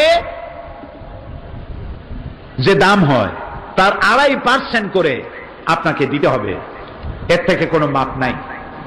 সেজন্য এখন সোনা আপনি বেশি রাখবেন অথবা কম রাখবেন সেটা আপনি নিজে চিন্তা করেন, নিজে বুঝেন। এই অর্থ স্বর্ণের জন্য 7.5 তোলা, রূপার জন্য 52.5 তোলা, ছাগলের জন্য 40টি, গরুর জন্য 30টি হলে পরেই একটা করে দিতে হবে। এরপরে দেবেন ওসর, ফসলের যাকাত, এটাকে ওসর বলা হয়। আমার দেশে একটা হিসাব আমরা করেছি। এই বাংলাদেশে আপনারা জানেন আমি একটা ব্যাংকের সাথে জড়িত আছি, জানেন ওইটার নাম কি? ইসলামী ব্যাংক। ওর জন্ম লগ্ন থেকে এর সাথে আছি। ব্যাংকে থাকার কারণে অন্যান্য ব্যাংকের খোঁজ খবর জানি। বর্তমান সময় যদি বাংলাদেশে সরকার যাকাতের টাকা আদায় করে তাহলে একেবারে কম করে হলেও 6,000 কোটি টাকা যাকাত এক বছরে কালেকশন হতে পারে। লক্ষ লক্ষ একর দরগার নামে, মাজারের নামে, বিভিন্ন নামে লক্ষ লক্ষ সরকারি জমিন, ওয়াকফ এস্টেট দখল করে বসে আছে সিন্দাবাদের দৈত্যরা। কি জবাব দেবা কিয়ামতের দিন? ফেডারেশন বানাইছো, এটা ফেডারেশন নয়, পেটের রেশন। কি জবাব দিবা? হারামখোর।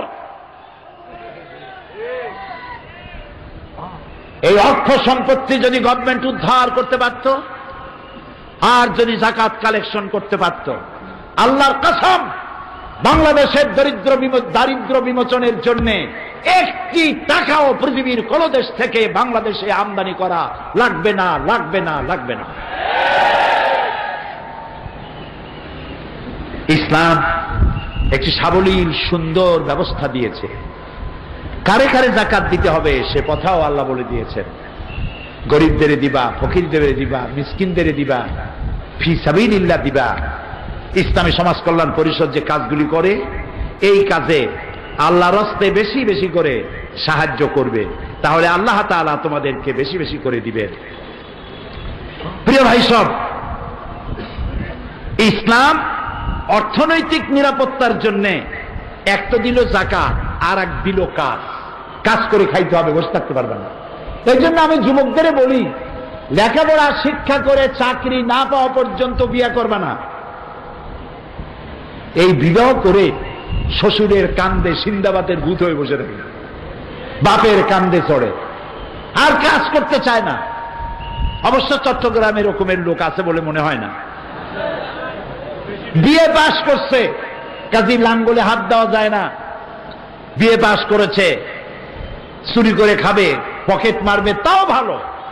রিক্সা চালাবো না, বেবি ট্যাক্সির হ্যান্ডেলে হাত দেব না, আমি তো একজন মডার্ন এডুকেটেড পারসন। চুরি করবে সেও ভালো। কথা বুঝতে পেরেছেন?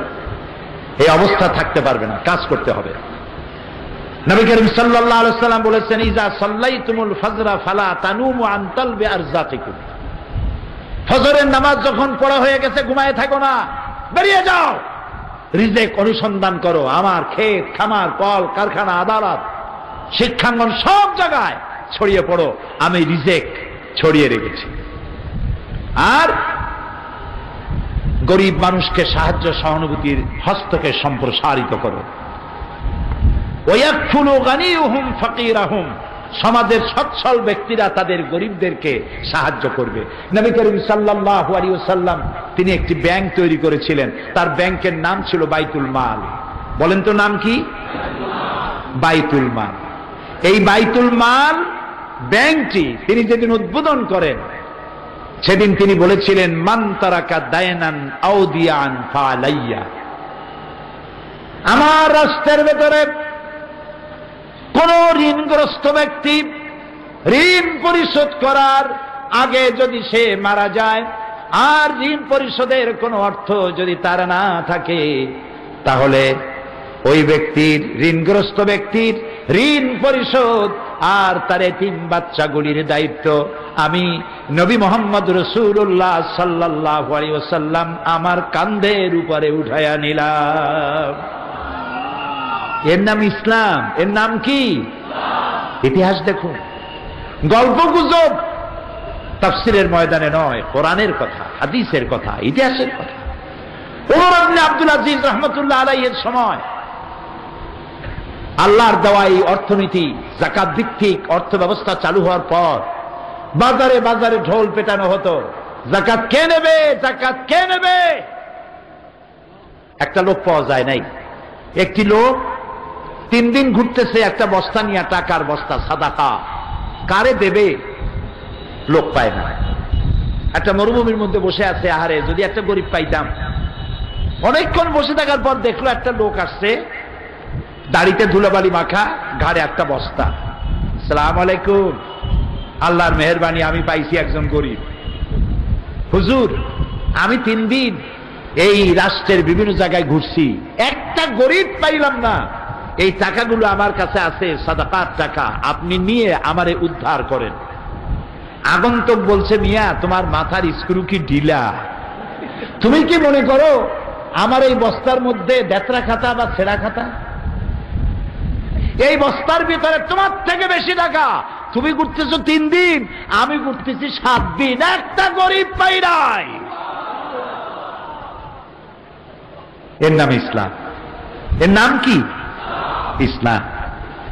প্রিয় ভাই সব, এই যাকাত, যাকাতের মধ্যে যারা নাকি যাকাত এবং নামাজের মধ্যে পার্থক্য সৃষ্টি করবে, নামাজ পড়বে যাকাত দিবে না, আবু বকর রাদিয়াল্লাহু তাআলা আনহু বলছেন, ওয়াল্লাহি আমি কাফেরদের বিরুদ্ধে যুদ্ধ করা যেমন ফরজ মনে করি, তেমনি করে এদের বিরুদ্ধে যুদ্ধ ঘোষণা করব যারা নামাজ পড়লে যাকাত দিবে না। যাকাত আদায় করতেই হবে। আল্লাহ যেন তৌফিক আমাদের দেয়, বলেন আমিন। প্রিয় ভাই সব, আমার বাংলাদেশ পৃথিবীর সব থেকে সুখী দেশ। আলহামদুলিল্লাহ বলবেন। পৃথিবীর চারটি মহাদেশের প্রায় 50টিরও বেশি দেশ আল্লাহ আমারে দেখাইছে। আমার জীবনের স্বপ্নের দেশ, সব থেকে প্রিয় দেশ, মহব্বতের জায়গা মক্কা আল মুকাররমা, মদিনা আল মুনাওয়ারা। এরপরেই আমার কলিজার সাথে, আমার রক্তের সাথে, আমার ঐতিহ্যের সাথে সম্পৃক্ত আমার মাতৃভূমি, প্রিয় জন্মভূমি বাংলাদেশ। আমাদের দেশের নাম কি? জোরে কন না, আরো জোরে বলেন। এ দেশটি 9 মাসের মুক্তিযুদ্ধের মধ্য দিয়ে আল্লাহ তাআলা আমাদেরকে উপহার দিয়েছেন, আলহামদুলিল্লাহ। এ দেশটি গরিব নয়, এ দেশটি গরিব নয়। এই বাংলাদেশ অফুরন্ত সম্পদ আল্লাহ দান করেছেন। আমি হিসাব দেই, আমাদেরকে যারা গরিব বলে এটা আসলে সঠিক না। আমরা হিসাব জানি না, আমাদেরকে বোকা বানাইয়া বেকুব বানাতে চায়। এই বাংলাদেশ এর আবাদযোগ্য জমির পরিমাণ আছে 2,40,00,000 একর। 2,40,00,000 একর জমি। বিজ্ঞানসম্মত চাষাবাদ জানি না বলেই ফসল উৎপাদন হয় না। শিক্ষিত লোকেরা তো চাষে আসে না। চাষ করে কারা? কৃষক, এবং লেখাপড়া জানে কম। এক জার্মান, সে নাকি শুনেছিল বাংলাদেশ নাকি সোনার বাংলা। তো সোনার বাংলাটা কেমন দেখতে এলো, দেখতে এসে মাসখানেক থেকে ফিরে গেল। দেশে গিয়ে রিপোর্ট করলো বাংলাদেশ সত্যিই সোনা, কিন্তু চাষ হয় 3টা গরু দিয়া। সামনের 2টাও গরু, পিছনেরটাও গরু। মন্তব্য আমার না, মন্তব্য একজন জার্মানের। কারণ তিনি বলতে চেয়েছেন সামনের 2টা তো গরু, পিছনে যে আছে গরুটারে চালায়। এত সুন্দর মাটি, এই মাটিতে বিজ্ঞানসম্মতভাবে ফসল কেমনে উৎপাদন করা যায় ওই জ্ঞান তার কাছে নাই। আমার দেশ মানুষ বেড়েছে, খেতে দেওয়ার মালিক কে? ফসল কি কমছে না বাড়ছে? কমছে না বাড়ছে? সুবহানাল্লাহ বলেন না?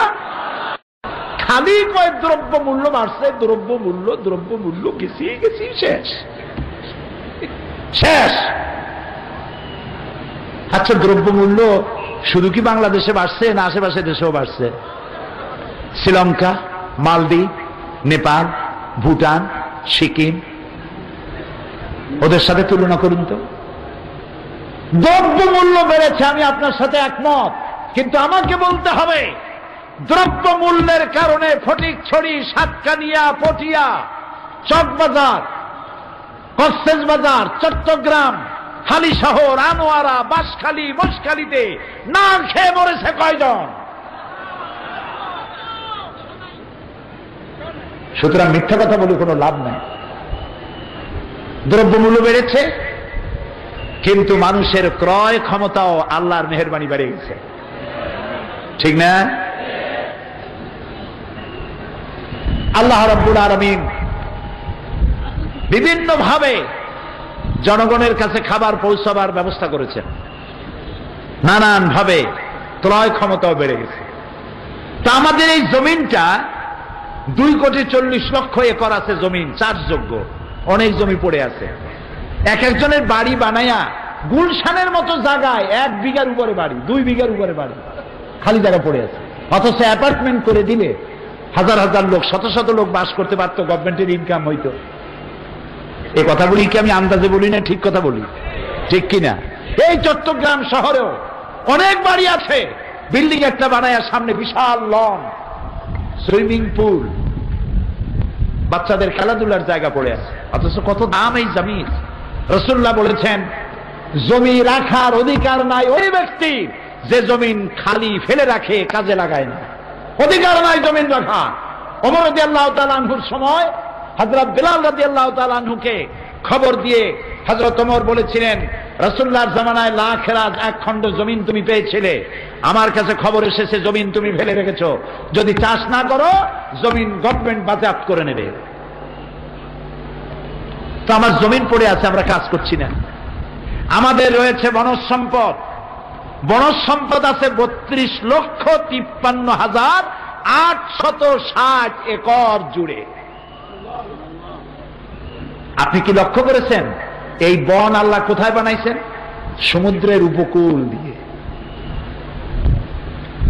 ম্যানগ্রোভ ফরেস্ট এরিয়া আল্লাহ তাআলা বানিয়েছেন সাতক্ষীরা, বরগুনা, পটুয়াখালী, বরিশাল, নোয়াখালী, বাগেরহাট এইসব এলাকা দিয়া এবং উপকূল এলাকা দিয়া সুন্দরবন বানাইছেন। কারণ কি? কারণ হলো আল্লাহ তো বিনা কারণে কোনো কাম করেন না। বঙ্গোপসাগর হচ্ছে সাইক্লোন জোন, বছরের যে কোনো সময় এখানে সাইক্লোন সৃষ্টি হয়। এই সাইক্লোনের ধাক্কা 280 মাইল, 500 মাইল, 1000 কিলোমিটার বেগে সাইক্লোন আসতেছে। এই সাইক্লোন যদি কোনো বাধা না পায়, প্রথম ধাক্কায় কক্সবাজার উড়ে যাবে, চট্টগ্রাম উড়ে যাবে, প্রথম ধাক্কায় উড়ে যাবে পটুয়াখালী, বরগুনা, বরিশাল, পিরোজপুর, বাগেরহাট। আল্লাহ তাআলা সমুদ্রের পারে উপকূলীয় এলাকায় পাহাড় আর সুন্দর বন গাছ লাগাইয়া প্রথম ধাক্কাটাকেই অর্ধেক শক্তি কমায় দিয়ে দিলেন। আল্লাহু আকবার। সরকার আবার এই সুন্দরবনকে বাঁচাবার জন্য ফরেস্ট ডিপার্টমেন্ট করেছে। সেই ফরেস্ট ডিপার্টমেন্টের লোকেরা মাশাআল্লাহ গাছগুলা কাইটিয়া কুটিয়া খাইয়া মনে হয় দাব্বাতুল আরদ আইসে কি খাবে, ওরাই সব শেষ করতেছে। আল্লাহ দেখলেন যে এগুলো আমি বানাইছিলাম মানব গোষ্ঠী যেন বংশানুক্রমে এগুলি ভোগ করতে পারে, কিন্তু এরাই তো খেয়ে শেষ করে ফেলাবে। আল্লাহ তাআলা তাই নিজেই কিছু গাছের ব্যবস্থা করে দিলেন। সেই গাছগুলি কি? Royal Bengal tiger. সামনে পড়ে যান, বলেন যে স্যার 10 কোটি টাকা ঘুষ দেব, শুনবে? এক থাপ্পড় দিয়া কল্লা ফুটবলের মতো উড়ায় দেবে। আল্লাহ তাআলা দিয়েছেন বিশাল বনজ সম্পদ। আমাদের রয়েছে পানি সম্পদ। বাংলাদেশে 250টি ছোট বড় নদ নদী আছে, যার দৈর্ঘ্য 3200 বর্গ মাইল। বিশাল পানি সম্পদ রয়েছে। গ্যাস সম্পদ 100 বছরেও ফুরাবে না। আলহামদুলিল্লাহ কন। আলহামদুলিল্লাহ যত আসতে কবেন গ্যাস তত কমতে থাকবে। অন্তজোরে আলহামদুলিল্লাহ। লাইন শাকারতুম লাযীদান্নাকুম ওয়া লাইন কাফারতুম ইন্না আযাবি লাশাদীদ। যদি শুকর আদায় করো বাড়ায় দেব, আর যদি শুকর আদায় না করো শাস্তি দেব। আমাদের রয়েছে মৎস্য সম্পদ, পশু সম্পদ, সর্বোপরি মানব সম্পদ। 14 কোটি মানুষের 28 কোটি হাত। এই 28 কোটি হাত যদি ভিক্ষার হাত না হয়ে কর্মীর হাত হয়ে যায়, তাহলে বাংলাদেশ আবার মাথা উঁচু করে দাঁড়াতে পারবে ইমানের বলে বলিয়ান হয়ে। যুদ্ধ বিধ্বস্ত জাপান কোত্থেকে কই গেল, উত্তর কোরিয়া কোথায়, অস্ট্রেলিয়ার মেলবোর্ন ইউনিভার্সিটিতে আমার প্রোগ্রাম ছিল। ব্যাংকক হয়ে যাচ্ছিলাম থাই এয়ারলাইনে। ব্যাংককে নামলাম যাত্রা বিরতি। থাইল্যান্ড, যারা মহিলাদের সতীত্ব বিক্রি করে জীবন চালাইত, সেই দেশে এয়ারপোর্ট থেকে আমার হোটেল পর্যন্ত 30 কিলোমিটার লম্বা ফ্লাইওভার, বিশাল বিশাল ইমারত। ছোট্ট দেশ সিঙ্গাপুর কোথার থেকে কোথায় গেছে। বাংলাদেশ যে তিমিরে, সেই তিমিরে শুধুমাত্র প্রতিহিংসার রাজনীতির কারণে বাংলাদেশ মৃত্যুর কাছাকাছি পৌঁছে গিয়েছে। হিংসা আর হিংসার আগুনে জ্বলছে। আল্লাহ এর থেকে আমাদেরকে রক্ষা করুন। আমরা বলি আমিন। প্রিয় ভাই সব, এত সব সম্পদ থাকতেও আমরা গরিব। এর কারণ হলো আমরা কোরআন ছেড়েছি। আমরা গোড়া থেকেই একটা ষড়যন্ত্রের শিকার। 200 বছর এই দেশ ছিল ব্রিটিশের গোলামি, ছিল না? তারপরে পাকিস্তানের অর্থনৈতিক এবং রাজনৈতিক শোষণ, এরপরে পূর্ণাঙ্গ স্বাধীনতা আমরা লাভ করলাম। দেশের 90% লোক মুসলমান। পৃথিবীর খ্রিস্টান শক্তি চেয়েছে আমাদেরকে খ্রিস্টান বানাতে, কমিউনিস্টরা চেয়েছে আমাদেরকে নাস্তিক বানাতে, আর ভারত চেয়েছে তাদের পদলেহী গোলামদের দিয়ে এই দেশটাকে ধর্মনিরপেক্ষ মতবাদের দেশে পরিণত করতে। সুতরাং আমি আপনাদের সামনে আজকে ইসলামের সৌন্দর্য বর্ণনা করতে এসেছি, ইসলামের সৌন্দর্য বয়ান করলাম। এর থেকে ইসলামের সৌন্দর্য, এর থেকে সুন্দর ব্যবস্থাপনা পৃথিবীতে আর নাই। বলি সুবহানাল্লাহ। সবাই খাইয়া বাসুক, করে বাসুক। হিন্দুর সাথে আমাদের কোনো বিরোধ নাই, খ্রিস্টানের সাথে, বৌদ্ধের সাথে বিরোধ নাই, উপজাতীয়দের সাথে বিরোধ নাই। আমরা সবাই প্রীতি, প্রেম আর ভালোবাসায় আমরা ডুবে আছি। আলহামদুলিল্লাহ বলবেন না? আমি জানি না চট্টগ্রামের অবস্থা কি। আমি আমার পিরোজপুরের কথা বলি। আমার এলাকার কোন মুসলমান যদি অসুস্থ হয়, প্রতিবেশী হিন্দু ফল মূল নিয়ে আমাদেরকে দেখতে আসে। আমার দেশে যখন ঈদ হয়, হিন্দুরা তখন আমাদের ঈদের সিমাই, পায়াস, সিন্নির সাথে শরীক হয়। তাদের পূজার দিনে আমাদের যুবক ছেলেমেয়েরা সেসব পূজা আশ্রা দেখতে যায়। এই ধরনের শান্তিপূর্ণ দেশ পৃথিবীতে কোথাও আছে? আছে নাকি? তারপরেও এক শ্রেণীর লোকেরা ক্ষমতা হারাবার উন্মাদনায় দেশে এবং বিদেশে সর্বত্র বলে বেড়াচ্ছে বাংলাদেশে নাকি হিন্দু বৌদ্ধ সব শেষ, মাইয়া পিটাইয়া সব ভারতে পাঠাই দিছে। এ কথাটা কি ঠিক? এটা কি সত্য? লানাতুল্লাহি আলাল কাযিবিন। মিথ্যাবাদীদের উপরে আল্লাহর অভিসম্পাত হোক। প্রিয় ভাই সব, আজ আমি কোরআনে কারীমের ইন্নাদ-দীন ইনদাল্লাহিল ইসলামের কথা বলতে গিয়ে আরেকটি কথা আপনাদেরকে শোনাতে চাই। শুনবেন? সেটি হচ্ছে ইসলাম হলো আল্লাহর। আমি বলেছিলাম আল্লাহ যা যা বানাইছেন শয়তান তার উল্টা আর একটা বানাইছে, ঠিক না? জোরে বলেন ঠিক না? আচ্ছা বলেন তো, আল্লাহ বানাইছেন খেলাফত, শয়তান বানাইছে কি? মুলুকিয়াত, রাজতন্ত্র। আল্লাহ বানিয়েছেন যাকাত ব্যবস্থা, শয়তান বানাইছে কি? আল্লাহ বানাইছেন জীবন আদর্শ ইসলাম, শয়তান বানাইছে কি?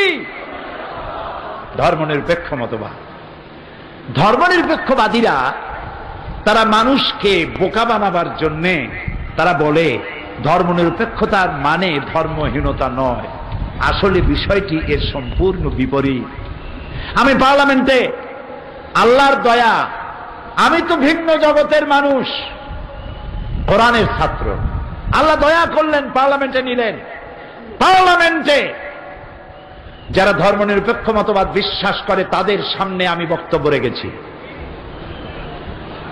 পার্লামেন্টে রেকর্ড থাকবে, যতদিন পার্লামেন্ট থাকবে আমার বক্তৃতার রেকর্ড থাকবে। সে বক্তব্যে আমি বলেছি বিশ্ববিখ্যাত সমস্ত ডিকশনারি সেকুলারিজম, ধর্মনিরপেক্ষতার অর্থ কি আমি পার্লামেন্টকে শোনাইছি। ডিকশনারি দিয়ে তাদের আমি বলেছি ধর্ম নিরপেক্ষতার অর্থই হচ্ছে ধর্মহীনতা।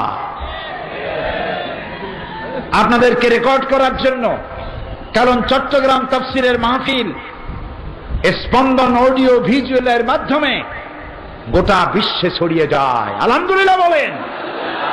যে প্রতিষ্ঠান চট্টগ্রামের তাফসিরের মাহফিল অত্যন্ত আন্তরিকতার সাথে শৈল্পিক সৌন্দর্য দিয়ে বিশ্বময় ছড়ায়, আল্লাহ যেন এই প্রতিষ্ঠান কবুল করে নেন।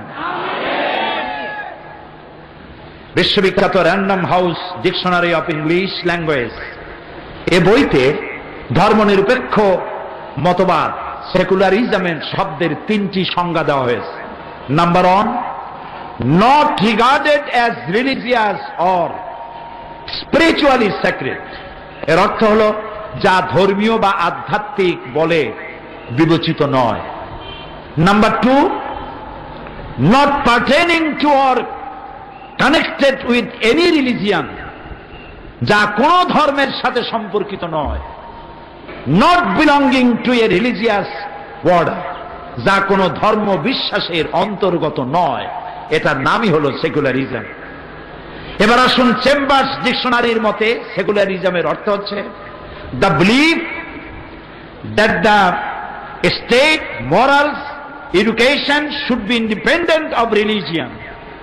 এর অর্থ হচ্ছে ধর্মনিরপেক্ষ মতবাদ হচ্ছে এমন এক বিশ্বাস যার মতে রাষ্ট্র, নৈতিক শিক্ষা ইত্যাদি সব কিছু থেকে অবশ্যই ধর্মমুক্ত হতে হবে। এবার শুনুন অক্সফোর্ড ডিকশনারি কি বলে। অক্সফোর্ড ডিকশনারির মতে secularism means the ডক্টরিন morality should be based solely on regarded to the well-being of mankind in the recent life, to exclusion of all consideration drawn from belief in God or in future state. এর অর্থ হচ্ছে ধর্মনিরপেক্ষ মতবাদ হচ্ছে এমন এক মতবাদ যা মনে করে আল্লাহ বিশ্বাস বা পরকাল বিশ্বাস নির্ভর সমস্ত বিবেচনা থেকে মুক্ত, মানব জাতির বর্তমান কল্যাণ চিন্তার উপরে ভিত্তি করে নৈতিকতা গড়ে উঠবে। এবার আসুন ইনসাইক্লোপিডিয়া ব্রিটানিকা কি বলছে। ইনসাইক্লোপিডিয়া ব্রিটানিকা সহ বিশ্বের সকল বিশ্বকোষ সেকুলারিজমের অর্থ করা হয়েছে secular spirit or tendency, specially on social philosophy that rejects all forms religious faith. ধর্মনিরপেক্ষ মতবাদ হচ্ছে সেই রাজনৈতিক দর্শন যা সকল ধর্ম বিশ্বাসকেই প্রত্যাখ্যান করে।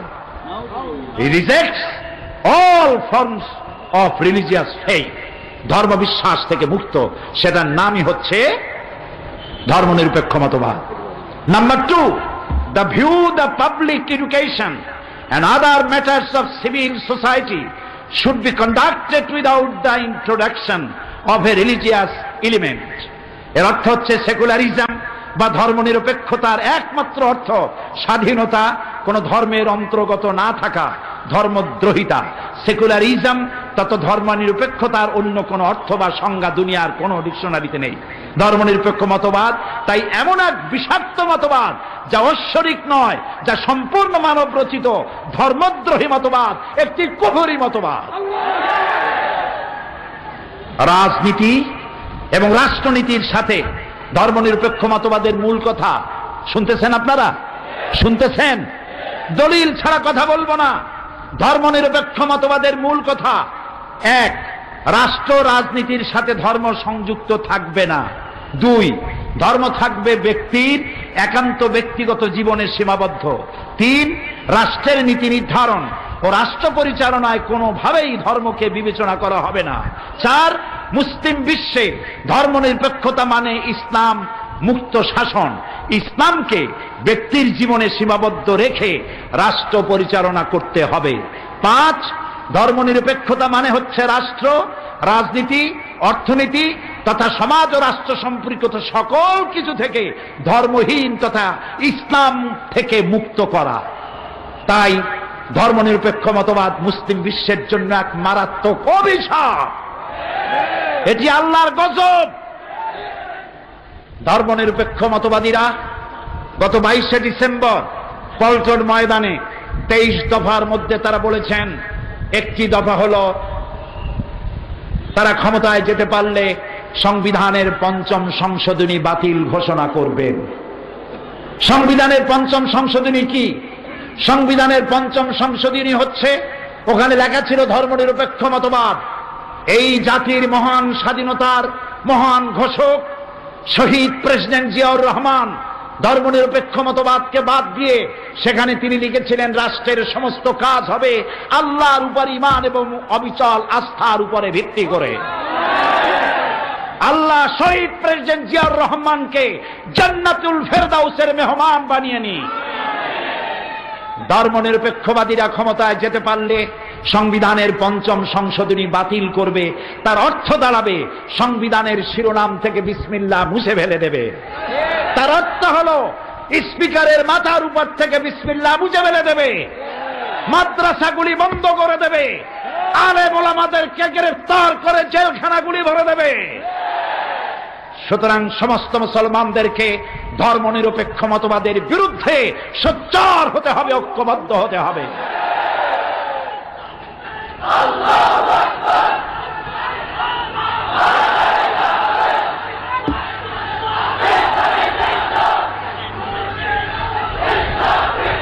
এবার আল্লাহ তাআলা বলছেন, আল্লাহর কথা শুনুন। ডিকশনারির কথা তো সব শুনাইলাম, আল্লাহর কথা শুনবেন না? সেটাই তো বেশি শুনতে হবে। আল্লাহ কি বলছেন?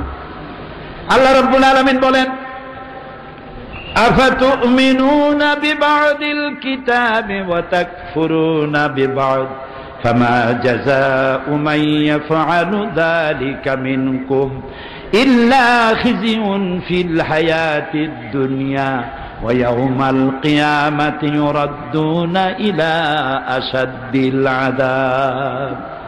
তোমরা কি আল্লাহর কিছু কথাকে মানবে আর কিছু কথাকে করবে অস্বীকার? ধর্মনিরপেক্ষ মতবাদীরা নামাজ মানে, রোজা মানে, হজ মানে, যাকাত মানে, কিন্তু কোরআনের বিচার মানে না, কোরআনের অর্থনীতি মানে না, কোরআনের রাজনীতি মানে না, কোরআনের সমাজনীতি মানে না, রাসূলুল্লাহর রাজনীতি মানে না, ধর্ম আর রাজনীতি আলাদা করে। সেই জন্য আল্লাহ বলে যে তোমরা কোরআনের কিছু কথাকে করবে বিশ্বাস আর কিছুকে করবে অস্বীকার। এই কাজটি যদি তোমরা করো, এরকম আচরণ যদি আমার কোরআনের সাথে তোমরা করো দুনিয়ায়, তাহলে তোমাদেরকে লাঞ্ছনার জীবন দেওয়া হবে আর কিয়ামতে কঠিন শাস্তি জাহান্নামে নিক্ষেপ করা হবে। প্রিয় ভাই সব, আল্লাহ তাআলা আমাদের সকলকে এই জিনিসগুলি বোঝার তৌফিক দিন। অন্ধভাবে কোন নেতার পেছনে দৌড়াবার চাইতে সুইসাইড করা, আত্মহত্যা করার শামিল। অন্ধের মতো না দৌড়াই, আমি যেন কোরআনের জ্ঞান দিয়ে সমৃদ্ধ হয়ে আল্লাহর পথে দৌড়াতে পারি। আল্লাহ যেন সেই তৌফিক দান করে দেন। আজ আর নয়, ইসলামের সৌন্দর্যের বাকি কথা বলবো আগামীকাল ইনশাআল্লাহ। এখন হবে মোনাজাত। কয়জন? আজকে 2 জন ইসলাম কবুল করার জন্য এসছেন, একজন মহিলা এবং একজন পুরুষ। পুরুষের নাম বিজয়রাজ মজুমদার, পিতা মৃত দিলীপ মজুমদার, ধর্ম হিন্দু, বাড়ি হলো সুনামগঞ্জ, থাকে দেওয়ানবাজার চট্টগ্রাম। মহিলা প্যান্ডেল অবস্থান করছেন কৃষ্ণা ভট্টাচার্য, স্বামীর নাম সজল চক্রবর্তী, ধর্ম হিন্দু, বাড়ি পদুয়া চট্টগ্রাম। পুরুষটি তার নাম পছন্দ করেছে মোহাম্মদ রাজু মজুমদার, আর মহিলা তিনি পছন্দ করেছেন নাম আয়েশা বেগম। কোথায় তারা? মহিলা আছেন প্যান্ডেলে, আর এই যুবক ছেলেটি বয়স তার 22 বছর, নাম পছন্দ করেছে মোহাম্মদ। তুমি পড়ো লা ইলাহা। আমাদের যে মা ইসলাম কবুল করতেছেন এসেছেন, কৃষ্ণা ভট্টাচার্য, বর্তমান নাম আয়েশা, আপনি পড়ুন লা ইলাহা ইল্লাল্লাহু মুহাম্মাদুর রাসূলুল্লাহ। আল্লাহ ছাড়া কোন ইলাহ নাই, মাবুদ নাই, মুহাম্মদ সাল্লাল্লাহু আলাইহি ওয়াসাল্লাম আল্লাহ রাসূল। আশহাদু আন লা ইলাহা ইল্লাল্লাহু ওয়াহদাহু লা শারীকা লাহু ওয়া আশহাদু আন্না মুহাম্মাদান আবদুহু ওয়া রাসূলুহু। আমি সাক্ষ্য দিচ্ছি আল্লাহ ছাড়া কোনো ইলাহ নাই, মাবুদ নাই, উপাস্য নাই, তিনি এক, তিনি একক, তিনি নিরঙ্কুশ, তার কোনো অংশীদার নাই। আমি আরো সাক্ষ্য দিচ্ছি মুহাম্মদ সাল্লাল্লাহু আলাইহি ওয়াসাল্লাম আল্লাহর বান্দা এবং তার প্রেরিত রাসূল। আসসালামু আলাইকুম। বস। এখন মোনাজাত হবে, মোনাজাতের পরে আজান হবে, বা জামাত এশার নামাজ হবে। প্রতিদিনের মতো আজকেও বলতে চাই, যাওয়ার সময় প্রত্যেক খামের সাথে রয়েছে কি? চাদর বা ড্রাম। কালকে টাকা আনতে বলছিলাম, মনে আছে না? টাকা পয়সা দিয়ে যাবেন, যাতে করে সমাজ কল্যাণ বিশাল কাজ করতেছে। আলহামদুলিল্লাহ। একটি প্রাইমারি স্কুল থেকে শুরু করে সমাজ কল্যাণ আন্তর্জাতিক বিশ্ববিদ্যালয় পর্যন্ত পৌঁছে গেছে কোরআনের বরকতে। সুবহানাল্লাহ, আলহামদুলিল্লাহ বলে। হসপিটাল আছে, মাদ্রাসা আছে, ভোকেশনাল ইনস্টিটিউট আছে, দারিদ্র বিমোচনের পরিকল্পনা আছে। আল্লাহ সমাজ কল্যাণকে কবুল করুন, আমরা বলি আমিন। আজকে মক্কা শরীফ থেকে, কুয়েত, কাতার থেকে, লন্ডন থেকে, আমেরিকা থেকে কয়েকটি টেলিফোন এসছে আমার কাছে দোয়া চাওয়ার জন্য। এখানে মাহফিল ডিসেম্বরে হয় নাই বলে কত মানুষ যে কাঁদছে টেলিফোনে জানতে চেষ্টা করেছে। সারা দুনিয়ায় বাংলাদেশি মুসলমানেরা যে যেখানে আছে, চট্টগ্রামের তাফসীর মাহফিলের সাথে তাদের কলিজাটা লাগানো থাকে, তাদের জন্য দোয়া করব। সারা বিশ্বের ইসলামী আন্দোলনের অন্যতম পুরোধা আমাদের মুরব্বী, ইসলামী আন্দোলনের নেতা অধ্যাপক গোলাম আজম, আল্লাহ তাআলা তাকে হায়াতে তাইয়্যিবা, সেহাতে কুল্লিয়া দান করুন। তিনি যেমন সহজ করে বলতে পারেন, তেমন সহজ করে লিখতেও পারেন, আলহামদুলিল্লাহ। পরিপূর্ণ জীবন বিধান হিসেবে ইসলামের সহজ পরিচয়, এ বইটি তার লেখা। এত সহজে ইসলাম বোঝা, এর আগে এই বইটি পড়ার আগে আমি বুঝতে পারি নাই ইসলাম এত সহজে বোঝানো যায়। খুবই কম দাম, আপনারা যাওয়ার সময় বইটি নিয়ে যাবেন। এরপরে বর্তমান সময়টা আমাদেরকে সন্ত্রাসী আর জঙ্গিবাদ বলে মুসলমানদেরকে গালি দেওয়া হচ্ছে। এই বইটি আমার লেখা, এটি ইংরেজি হচ্ছে ইউরোপ আমেরিকায় ছড়িয়ে দেওয়ার জন্য। আমাদের বদনামের জবাব। সন্ত্রাসের সাথে, জঙ্গিবাদের সাথে ইসলামের কোনো সম্পর্ক নাই, সেই জন্য সন্ত্রাস ও জঙ্গিবাদ দমন ইসলাম বইটি আমারই লেখা। এটি মাত্র 20 টাকায় বিক্রি হয়, আপনারা নিয়ে যাবেন। যে যত পারেন শিক্ষিত লোকেরা সকলে নেওয়ার চেষ্টা করুন। আর বর্তমান বিশ্বের শ্রেষ্ঠ তাফসীর, বিজ্ঞান ভিত্তিক সব তাফসীরকে আমি শ্রদ্ধা করি, সম্মান করি, কিন্তু বর্তমান যুগের শ্রেষ্ঠ বিজ্ঞান ভিত্তিক তাফসীর তাফহিমুল কোরআন। বলেন তো নাম কি? মাত্র 19 খণ্ড, দাম একেবারেই আপনার ক্রয় ক্ষমতার ভেতরে। আমি আশা করব প্রত্যেক মুসলমান নরনারীর ঘরে ঘরে তাফহিমুল কোরআন পৌঁছে যাক।